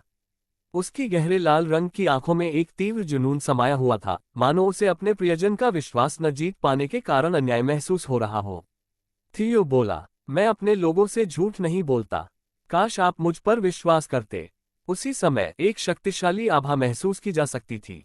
थियो की आंखें, जो उससे घूर रही थीं, भयंकर थीं। मेरे लोगों, आज उसके शब्दों ने उसे सामान्य से ज्यादा जोर से प्रभावित किया। अपना चेहरा फिर से लाल होते हुए देखकर आइरीन ने अपनी नजरें नीची कर लीं। वह उसकी आंखों में सीधे नहीं देख पा रही थी। ये बहुत शर्मनाक था। ठीक है, मैं आपकी बात पर यकीन करूंगा, लेकिन फिर भी, आइरीन हिचकिचाए। क्लब अच्छे हैं, लेकिन कम से कम कभी कभार मेरे पास भी आ जाया करो। उसकी आवाज धीमी पड़ गई, मानो रेंग कर चली गई हो। अपनी ही बातों से हैरान आइरीन ने थियो से नजरें फेर ली। उसका चेहरा लाल हो गया। मैं समझता हूँ, मैं बहुत लापरवाह रहा हूँ। हाँ, मुझे लगा था कि तुम मुझे पसंद नहीं करती, इसीलिए मुझे लगा कि तुमने पिछली बार मेरे डिनर के निमंत्रण को अस्वीकार कर दिया था। तुम बहुत ऊर्जावान थी, लेकिन अचानक तुमने कहा कि तुम्हारी तबीयत ठीक नहीं है। थियो उस घटना का जिक्र कर रहे थे जब पिछले सप्ताह तलवारबाजी अभ्यास सत्र के बाद आइरीन ने उनके रात्रिभोज के निमंत्रण को अस्वीकार कर दिया था। उसने अपने स्वास्थ्य को बहाना बनाया था। आइरीन को तुरंत उस समय की अपनी भावनाएं याद आ गईं, लेकिन उस समय उसके पास कोई विकल्प नहीं था। बहुत शर्मिंदा और भ्रमित महसूस करते हुए उसे चिंता हुई कि वह अपनी भावनाओं को नियंत्रित नहीं कर पाएगी। उसे डर था कि एक क्षण की तीव्र उत्तेजना उसे और अधिक पछतावे की ओर ले जा सकती है। वह बेशक, मुझे पता है, मैं एक निकम्मा आदमी हूं और लोग मेरे करीब नहीं रहना चाहते, लेकिन अतीत पर पछतावा करने से कोई फायदा नहीं है। तो मैं बदलने की कोशिश कर रहा हूं। मैं एक बेहतर इंसान बनना चाहता हूं। थियो ने फिर अपना सिर थोड़ा नीचे कर लिया। मैं एक बेहतर इंसान बनना चाहता हूं। थियो बहुत शर्मीला व्यक्ति था। आइरीन को पता था कि उसने कौन से शब्द अनकहे छोड़ दिए थे। आपके लिए। उसका दिल पहले ही जलकर राख हो चुका था, अब उसे लगा कि वह फिर से भड़क उठा है। मैं समझ गया। और ऐसा इसलिए नहीं था कि मुझे आपका डिनर निमंत्रण पसंद नहीं आया, इसलिए मैंने उसे अस्वीकार कर दिया। तो क्यों? थियो ने मासूम आंखों से उसकी ओर देखते हुए ईमानदारी से पूछा। ऐसे समय में वह बहुत क्रूर हो सकता है। बेशक, आइरीन भी अपनी सच्ची भावनाओं को खुले तौर पर व्यक्त करने वाली नहीं थी। अरे खैर, चूंकि हम प्रशिक्षण मैदान पर हैं, हमें प्रशिक्षण लेना चाहिए। चलो जल्दी से वार्म अप करते हैं। व्यावहारिक मूल्यांकन मैच के दौरान कुछ असंतोषजनक क्षण भी आए। बेशक ये प्रभावशाली था, लेकिन समझा। इसके साथ ही थियो ने तुरंत वार्म अप करना शुरू कर दिया। अंततः उसने उसकी प्रशंसा करने का साहस जुटाया, लेकिन उसने प्रसन्नता का कोई संकेत नहीं दिखाया। बेशक ये बेहतर है। अतीत में वह एक तारीफ से ही अनियंत्रित रूप से उत्साहित हो जाते थे। मैं तैयार हूं। अब एक अभ्यास तलवार ले लो। ठीक है। आइरीन ने थियो की पीठ देखी जब वह हथियार रैक की ओर जा रहा था। उसकी पीठ उस नायक की तरह लग रही थी जिसका सपना उसने बचपन में देखा था। आइरीन ने अपनी उतार चढ़ाव भरी भावनाओं को सुलझाया और इसे स्वीकार किया। वह अभी भी उसे नहीं भूली थी। 3/4 चैप्टी का आनंद लें।